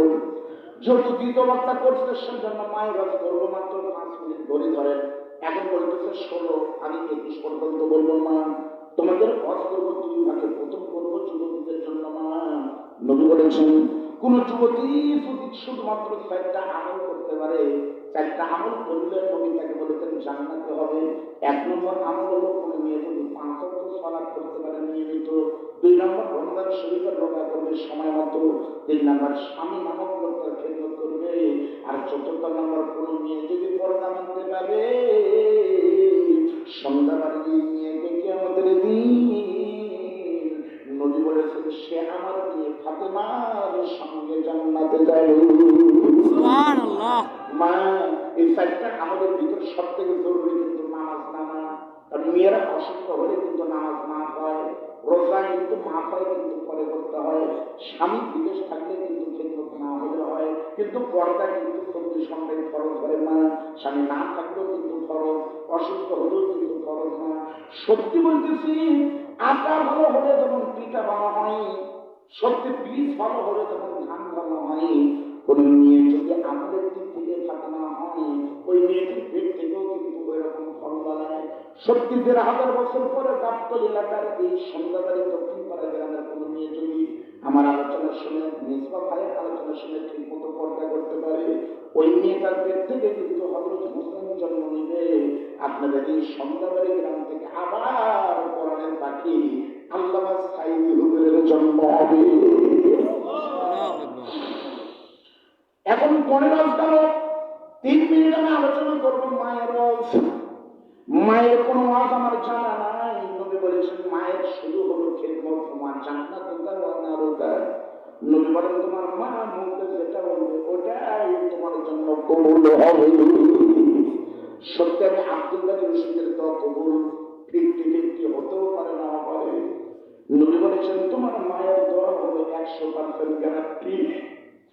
বন্ধুকের বলে মিস হতে পারে, আগামীকাল পূর্ব দিক থেকে সূর্য ওঠে সত্য, আপনার মায়ের আমার মুখের দোয়া কিন্তু কবুল হবে ওই রকম সত্য। বলবেন ওদের দলিল কি? আপনারা জানেন হযরত সুলাইমের আলোচনা শুনবেন, নবীর ওই সাহাবের পর শুনবেন মায়ের সাথে বেয়াদবি করেছিল, বেয়াদবি করার কারণে কিন্তু প্রায় জাহান্নামে গেছিল। আমি হুজুরকে বলবো অন্যদিনে অবস্থা করবেন, আমি সংক্ষিপ্ত করে 2 মিনিট বলি। মা কাকে বলে বোঝার জন্য বলতেছে, আপনারা মক্কায় গেছেন, হজে গেছেন অথবা ওমরায় গেছেন, কেমন তো আছেন? মা অনেকে আছে, অনেকে আছে। বলেন তো যারা মক্কায় গেছেন তাদের বলতেছে, বলেন গাবতলি 4 মাথার মরেছে মসজিদ, মসজিদের নামাজ পড়লে নাকি কম, সন্ধ্যাবাড়ি মসজিদে নামাজ পড়লে নাকি কম, আর বগুড়ার বড় মসজিদে নামাজ পড়লে নাকি বেশি, তাই সমান। কিন্তু নবী বলেছেন পৃথিবীর 3টা মসজিদের গুরুত্ব বেশি। নবী বলেন কেউ যদি আমি নবী দেখালে এখন থেকে শুরু করে মক্কায় গিয়ে খানায় কাবায় 1 রাকাত নামাজ পড়তে পারে, 1 রাকাত নামাজ পড়লে আমার আল্লাহ তাআলা তার নামে আমাদের 1 রাকাতের লক্ষ রাকাত নামাজের নেকি দিবে। আর মদিনায় নামাজ পড়লে কোন হাদিসে আছে 1000 রাকাত নামাজের নেকি, কোন হাদিসে আছে 50,000 রাকাত নামাজের নেকি। আর বাইতুল মুকাদ্দাসে ফিলিস্তিনে পড়লে 500 রাকাত নামাজের নেকি। আপনারা বলেন মক্কার কথা বলছি, সত্যি আপনাদের আমি 2 বার আল্লাহ তাকে কবুল করেছে। এবার সামনে 26 সালে হজের টাকা জমা দিয়েছি। দোয়া করেন আল্লাহ যদি আমাকে মক্কায় নিয়ে যায়, আপনাদের সালাম আমি নবীর দরবারে পৌঁছাই দেব। আপনারা চলে যেতে পারেন, চলে বলেন আমি সত্যি বলতেছি ভাই, আপনাদের দোয়ায় কমপক্ষে সারা বাংলাদেশের প্রত্যেক উপজেলায় আল্লাহ আমাকে নিয়েছে, 3 থেকে 4টে দেশে আল্লাহ আমাকে নিয়েছে। কিন্তু মক্কা মদিনায় নামাজ পড়লে পারে যে কি সবার যে সুন্দর তেলাওয়াত, ওই তেলাওয়াত কিন্তু সারা পৃথিবীতে কিন্তু তার কথাও নাই। খানায় কাবাকে সামনে দিয়ে কাপড়ের কাপড় গায়ে দিয়ে ইরানের কাপড় গায়ে দিয়ে আবার শরীরের সত্তরে আপনি যখন ঈশান নামাজের নামাজ করবেন অথবা ফজরের নামাজের নিয়োগ করবেন, কাবার শরীফের ইমাম কালবানি যখন তেলাওয়াত করবে, কালবানি অথবা কাবার শরীফের যে কোনো ইমামের তেলাওয়াত শুনে আপনার মনে হবে আল্লাহর কোরআন শরীফের নাযিল হচ্ছে। কি কণ্ঠ, কি তেলাওয়াত! কাবার শরীফের ইমাম কিন্তু মোট 15 জন। এই 15 জন ইমামের ভিতরে কিন্তু সব থেকে কণ্ঠ সুন্দর কিন্তু 2 জনের, সকলের কণ্ঠই কিন্তু মধুর, আর 2 জনের কণ্ঠ হলো সুপারলেটিভ, আরো সুন্দর। এই 2 জনের একজনকে আপনারা চিনেন, ওনার নাম হলো ডক্টর আল্লামা আব্দুর রহমান সুদাইসি। আরেকজনের নাম কিন্তু অনেকে জানেন না, ওনার নাম হলো শায়েখ আহমদ কালবানি। একটা সুদাইসি, আরেকজনের নাম হলো কালবানি। সুদাইসিকে সবাই চিনে, কালবানির খবর অনেকে জানে না। এই জন্য বলতেছি কাবার শরীফের ইমাম কালবানি কিন্তু খুবই কালো। আপনাদের ভিতরে এত কালো মানুষ এখানে নেই, কোনোদিন দেখেন নেই যে কালো কালবানি। এখন থেকে মাত্র 12 বছর আগে কাবার শরীফের ইমাম কালবানি এখন থেকে 12 বছর আগে লন্ডনে গিয়েছিল একটা মসজিদ উদ্বোধন করার জন্য।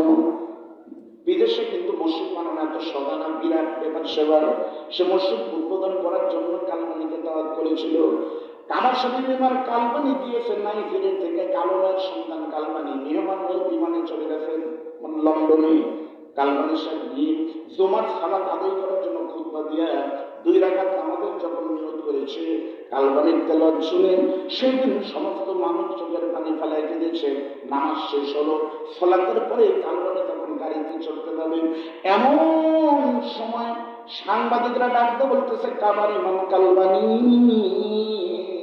আমরা আপনার সাথে সাংবাদিকরা একটু সৌজন্য কথা বলতে চাই। কি বলতেছে? আমি হলাম আল জাজিরার সাংবাদিক, উনি হলেন বিবিসির সাংবাদিক, উনি হলেন রয়টার্সের সাংবাদিক, উনি হলেন এপির সাংবাদিক, আন্তর্জাতিক সাংবাদিক। সবাই আমার একটু প্রচার করতে চাই, জানতে চাই আপনি কিভাবে কোন যোগ্যতায় কাবার ইমাম হলেন যে মক্কায় 1 রাকাত নামাজ পড়লে 1,00,000 রাকাত নামাজের নেকি কি এই জায়গা মানুষ জীবনে একবার গেলে সার্থক হয়ে যায়। আর আপনি কাবা শরীফের ইমাম হলেন কোন যোগ্যতার বলে একটু জানতে চাই। তখন কাবার ইমাম কালবানি চোখের পানি ফেলে সেদিন কেঁদে বলেছিল, সাংবাদিকরা রে, জীবনে কোনোদিন কেউ কি প্রশ্ন করেনি, তবে শুনে নাও, আমি কালবানি কাবা ইমাম চেহারাতে যদি হতো সব থেকে কালো আমি কিন্তু হতাম না। যদি কণ্ঠ দিয়ে হতো আমার থেকে কালো কণ্ঠ অনেকেই আছে তারা কিন্তু হতো। ওই আল্লাহর কসম করে বলতেছি, আমি কালবানি কাবার ইমাম হয়েছি কণ্ঠ দিয়ে হয়নি, যোগ্যতা দিয়ে হয়নি, লেখাপড়া দিয়ে হয়নি। আমি কালবানি কাবার ইমাম হয়েছি আমার দুঃখিনী মায়ের দোয়ার বরকতে। বিশ্বাস না হয় আমার ভাইকে বলবো, হান্নান ভাই এখন আপনি ইউটিউবে সার্চ দেন কাবার ইমাম কেমনে কালবানি ইমাম হয়েছে। সত্যি বলতেছি কালবানি ইমাম হয়েছে কিন্তু পাগলি মায়ের দোয়ার বরকতে। সেই মাকে কোন পীরের কাছে দৌড়ান, সেই মাকে কাপড় দেন না নেতার কাছে দৌড়ান, আপনার কি লজ্জা নয়? কালবানি বলতেছে আমি তখন ছোট ছিলাম, এত দুষ্ট ছিলাম, পাড়ার ছেলেরা আমাকে ধরে মারতো, মানুষের মারা মারতো, আমার মা আমাকে মারতো। রাতের বেলায় ঘুমালে আমার মা আমাকে বুকে নিয়ে বলতো, মালিক এত দুষ্ট সবাই মারে, আমিও মারি, কিন্তু আমার বাবাকে তো আমি মেরে ফেলতে পারি না। এই কালবানিকে পেটে নিয়েছি 9 মাস, রাতের বেলায় ঠিক মতো খাবার পারিনি। এই কালবানি যখন পেটে এসেছিল পেট বড় হওয়ার সঙ্গে সঙ্গে হাঁটাচলা করতে পারেনি, এতই কষ্ট করে চেয়ারে বসে নামাজ সালাত আদায় করেছি। এই কালবানি আসার সময় মারাই গেছিলাম, মরতে মরতে বেঁচে আছি। এই কালবানির জন্য 3 বালতি রক্ত দিয়েছে প্রসবের সময়। এই সন্তানের জন্য আমি 2 বছর দুধ খেয়েছি। আল্লাহ আমি কিভাবে বলো, আমি কি মেরে ফেলবো পারবো না। আল্লাহ তুমি আমার সন্তানকে মানুষের মতো মানুষ করো। দোয়া করে পেট বললো না। 6 বছর বয়সে কালবানিকে নিয়ে চলে গেল বাবা মা হজ করতে। হজ করতে গিয়ে সংক্ষিপ্ত করে বলতেছিল, হজের কাবা শরীফের সত্তরে কিন্তু 24 ঘন্টায় কিন্তু সমান ভিড় থাকে, কোনো সময় কিন্তু ফাঁকা থাকে না। বাংলাদেশের মসজিদে আজান হয় কিন্তু 5 বার, সালাতের জামাত হয় কিন্তু 6 ওয়াক্ত, আর মক্কা মদিনায় আজান হয় কিন্তু 6 ওয়াক্ত। জামাতের নামাজ একটা বিষয় কিন্তু তাহাজ্জুদের সালাত। তার কালবানি বলে আমার দুঃখিনী মা আমাকে নিয়ে প্রতি রাতে তাহাজ্জুদের সময় আমার মা আর বাবা কাঁধে করে নিয়ে আমাকে নিয়ে কাজ করতেন আর চোখের পানি ফলাতেন। সাফা বাবা তার সাই করতেন, হাওয়া করে মা আমার কাঁদতেন। আমার মনে আছে আমার দুঃখিনী মা আর আমার বাবা দুইজন মিলে কাবা শরীফের পাশে গিয়ে প্রত্যেকদিন বলতো, মালিক তুমি যদি সত্যি মায়ের দোয়া কবুল করো, কি করবো আমার কালবানি আমার কলিজার টুকরার জন্য কাবা শরীফের গেলাম ধরে দোয়া করি। আল্লাহ তুমি যদি মায়ের দোয়া বাপের দোয়া কবুল করো, আমাদের কালবানির জন্য স্বামী স্ত্রী বাপ মা মিলে দোয়া করি। আল্লাহ মেহেরবানি করে আমার কালবানিকে তুমি শান্ত বানায় দাও, বড় আলেম বানায় দাও। মায়ের দোয়া কবুল করে নাইজেরিয়ার কালো মায়ের সন্তান আমার দুষ্ট কালবানিকে তুমি তোমার ঘরে ইমাম বানিয়ে দিও। সত্যি আপনার মা দোয়া করলে কবুল হবে। আপনাদের পাড়া গাইবেন, আমি পায়ে হাত দিয়ে বলি, বইয়ের বুদ্ধি শুনে কোনোদিন মাকে গালি দিবেন না। বইয়ের বুদ্ধি শুনে কোনোদিন তাদের সঙ্গে খারাপ ব্যবহার আপনারা করবেন না। মনে রাখবেন মোবাইল যদি হারায় যায় কালকে শহরে গেলেই কিন্তু মোবাইল পাবেন। আগামী বছর আমার থেকে কিন্তু বক্তার পরিবর্তে বড় বক্তা পাবেন। বউ মারা গেলে কিন্তু 40 দিন পরে কিন্তু নাটের বউ পাবেন। সত্যি সন্তান মারা গেলে কিন্তু সন্তান পাবেন। কিন্তু বন্ধু মেহেরবানি করে বলতেছে, 2টা জিনিস কিন্তু পৃথিবীর মার্কেটে কিন্তু পাবেন না। ওই 2টার ভিতরে একটার নাম হলো দুঃখিনী মা, আরেকজন কিন্তু পিতা। মনে রাখবেন পাহাড় যত বড়ই হোক আকাশের নিচে, যমুনাতে পাহাড় মাছ যত বড়ই হোক পানির নিচে, আর আপনার সন্তান যত বড় হন আপনার জান্নাত কিন্তু আপনার মায়ের পায়ের নিচে।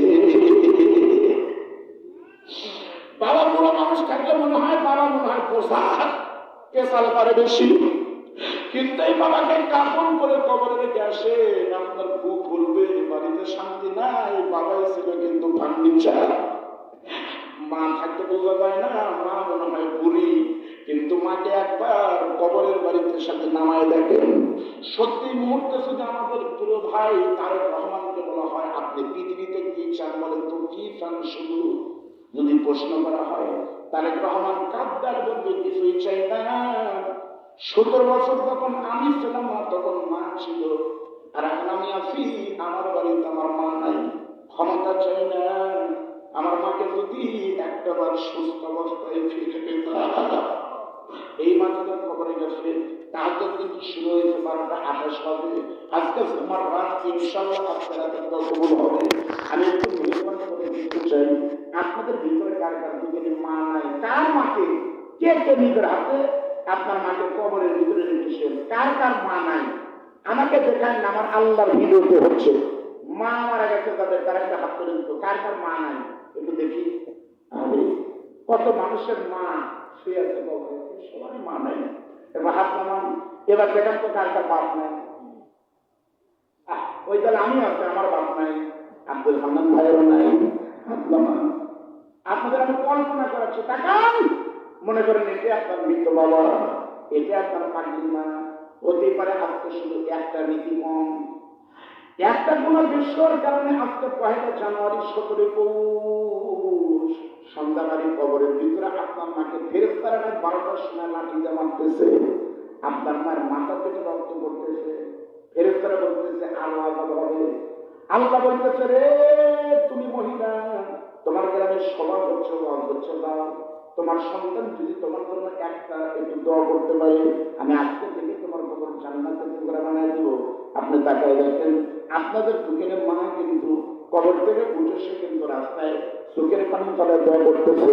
এই মা তাদের কবরে বাড়িতে গেছে, তাদের কাছে আমার আবদার হলো দক্ষিণে মায়ের কবরের দিকে তাকিয়ে আপনাদের কাছে আমি দোয়ার চাই, টাকা চাই না, শুধুমাত্র যাদের মা নাই মা বাবার দিকে তাকিয়ে আপনাদের কাছে আপনাদের এই নূর বক্তিয়া মসজিদের উন্নয়ন গল্পে একটা মানুষকে নিয়ে রেকর্ড করবেন, একটা লোক উঠবেন না, 2 জন মুরব্বী ভাই গেছেন আবার এসেছে, একটা লোক হননি, একটা রেকর্ড করেন শুধুমাত্র মায়ের কবরের দিকে তাকিয়ে, বাবার কবরের দিকে তাকিয়ে। দ্বিতীয় বক্তা কালেকশন করেছে, ভালো বক্তা ভালো কালেকশন করে আমি জানি।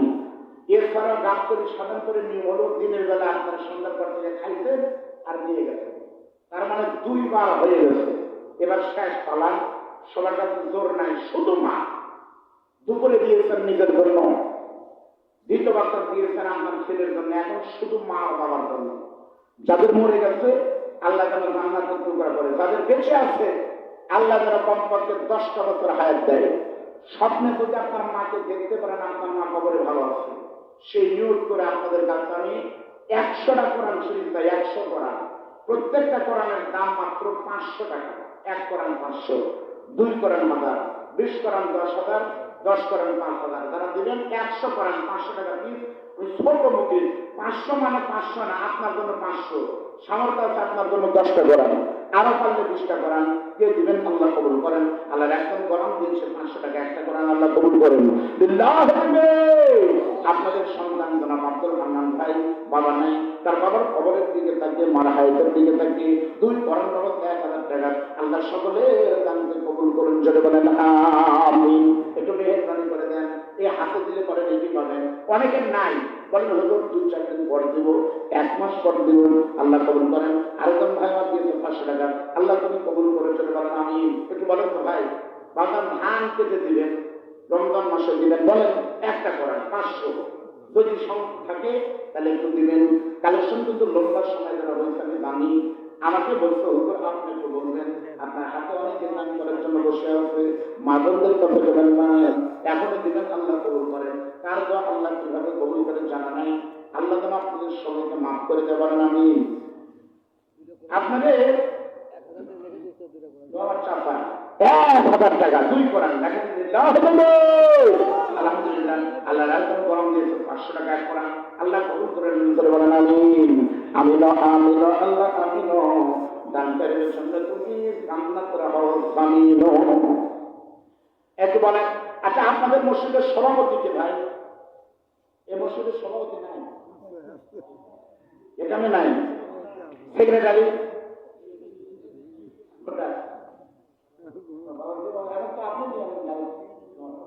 আলহামদুলিল্লাহ। নাম কি বাবা? আব্দুল কাদের সম্মান আল্লাহ তারা কেউ দিতে পারে না। মসজিদের কমিটির সভাপতি সেক্রেটারি আল্লাহ আল্লাহ কত দিতে হয় বাবাজি আজকে মানব দোয়া শেষ সবই শেষ আলহামদুলিল্লাহ। তাহলে দিলে তো হয়ে গেছে। আরো কেউ যদি দিতে চান দেন। আর আপনাদের কাছে রুমাল বাড়ছে তারা শরীরকে নিয়োগ করে